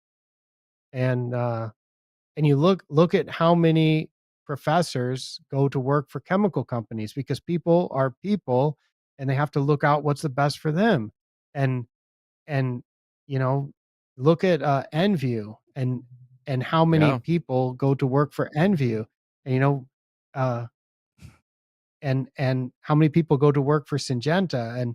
And you'll have a um, Faritash, I think was her name. I haven't met her, but she Yeah. was at University of Maryland for a couple years. And then I see a press release. She's gone to work for Enview or something. And then James Hempfling, who did very practical research when he was at Rutgers. And of course, he went to work for Bayer, and then that became Enview. And so you get people that go work for these companies, and then that leads to a um, a lack of research and a lack of education that happens independently. So yeah, I mean, the U.S. turfgrass system was built on a situation in the 1930s, 40s, 50s, and 60s, where I think more tax dollars went to undirected research. And as that gets cut back and cut back, and people have to support their salary with how much funding they bring in, and the only way you can get funding is from companies that are going to pay you to test their products, then there's a huge lack of independence there. And and it's something that I haven't really had to deal with. It's easy for me to throw stones or to say that I criticize that system. I'm just glad that I've been lucky enough to be able to do what I've done. And I'm excited for the International Turfgrass Research Conference in 2025 in Japan. I think I went. That's held every 4 years. I went to the last one in Copenhagen, and it was inspiring. It's inspiring to see people from all over the world who all have these same interests.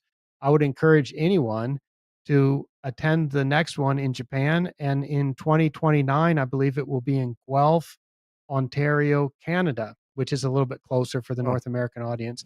That's a way, I think, to talk. You learn about different ways of funding from around the world, different ways of education, different ways of research.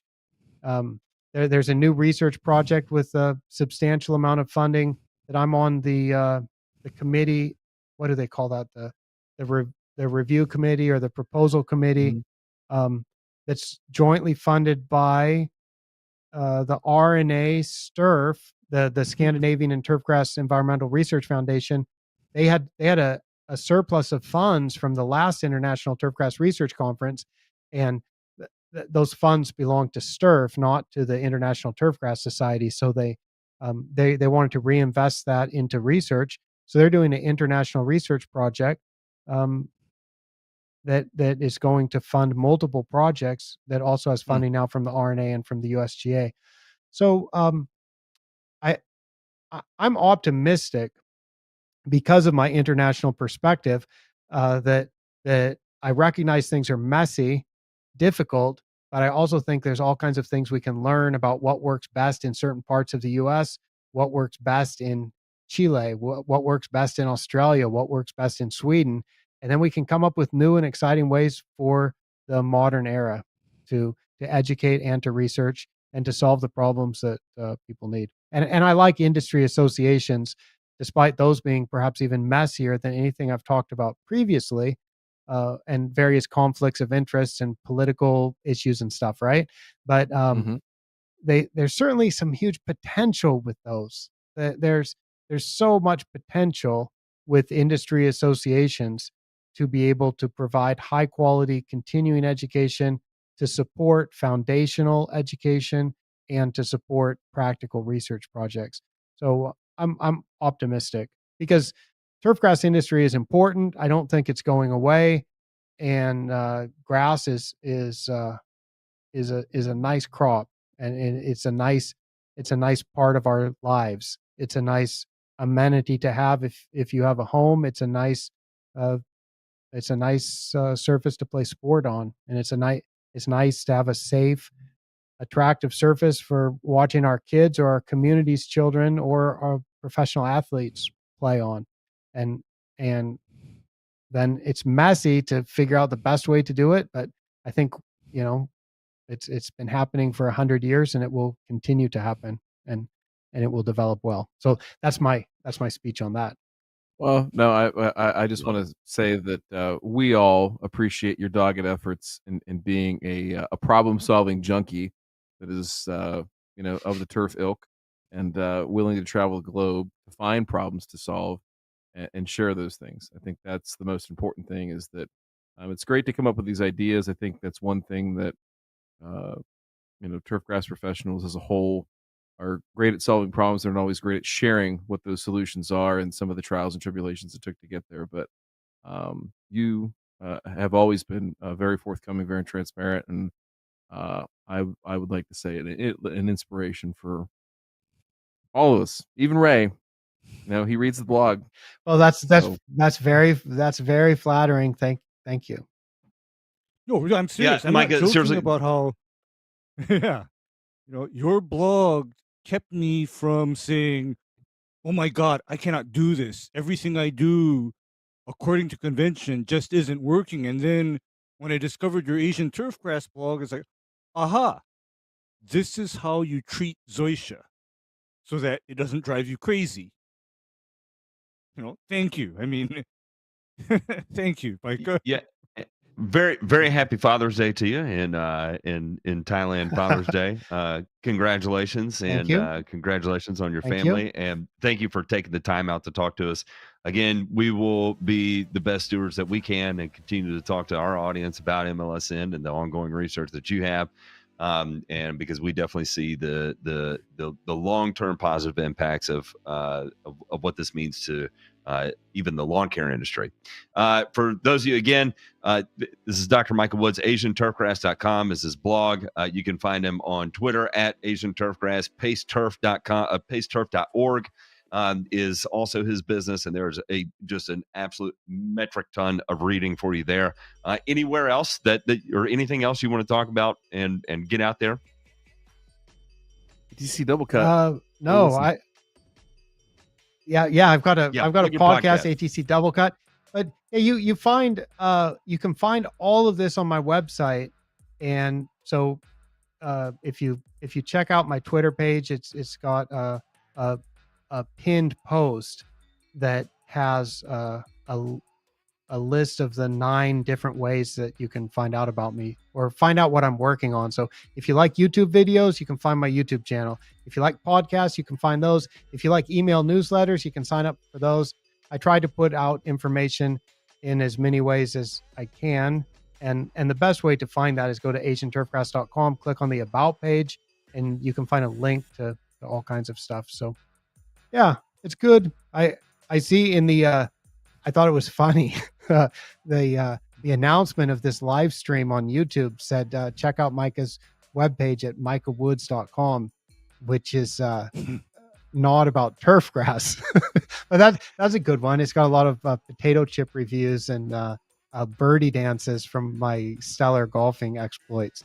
So yeah, good stuff. Good stuff there. You can also go to micahwoods.com, go to find all the embarrassing pictures from from the over the years. Oh no! Thank you again, Micah. Gambate. Arigato. Yeah, stay safe out there and continue pounding us in our brains with all the information that you uncover, and we're your sponges. Thank you. Yeah, and people and don't hesitate to question me, because I do want to make sure that the ideas that I have get questioned properly, and people don't just accept it as like, oh, that guy is well known, that guy has a PhD, he must know what he's talking about, so we're just going to trust him.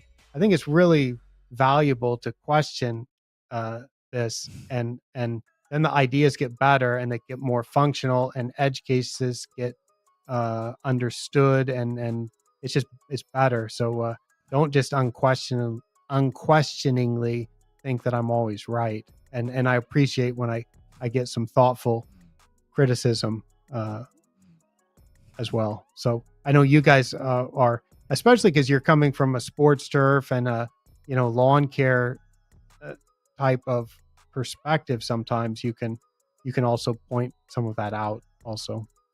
So I appreciate that. It's sometimes we do our best. Yeah. Promise to come back on soon. Let's not make it 2 years. Come back on again soon. We can dive. Yeah, we can schedule it. Yeah, you've got our numbers now. We can. All right. Thanks so much. Have a good evening. Mike, you have a good night. All right. Thanks. Bye.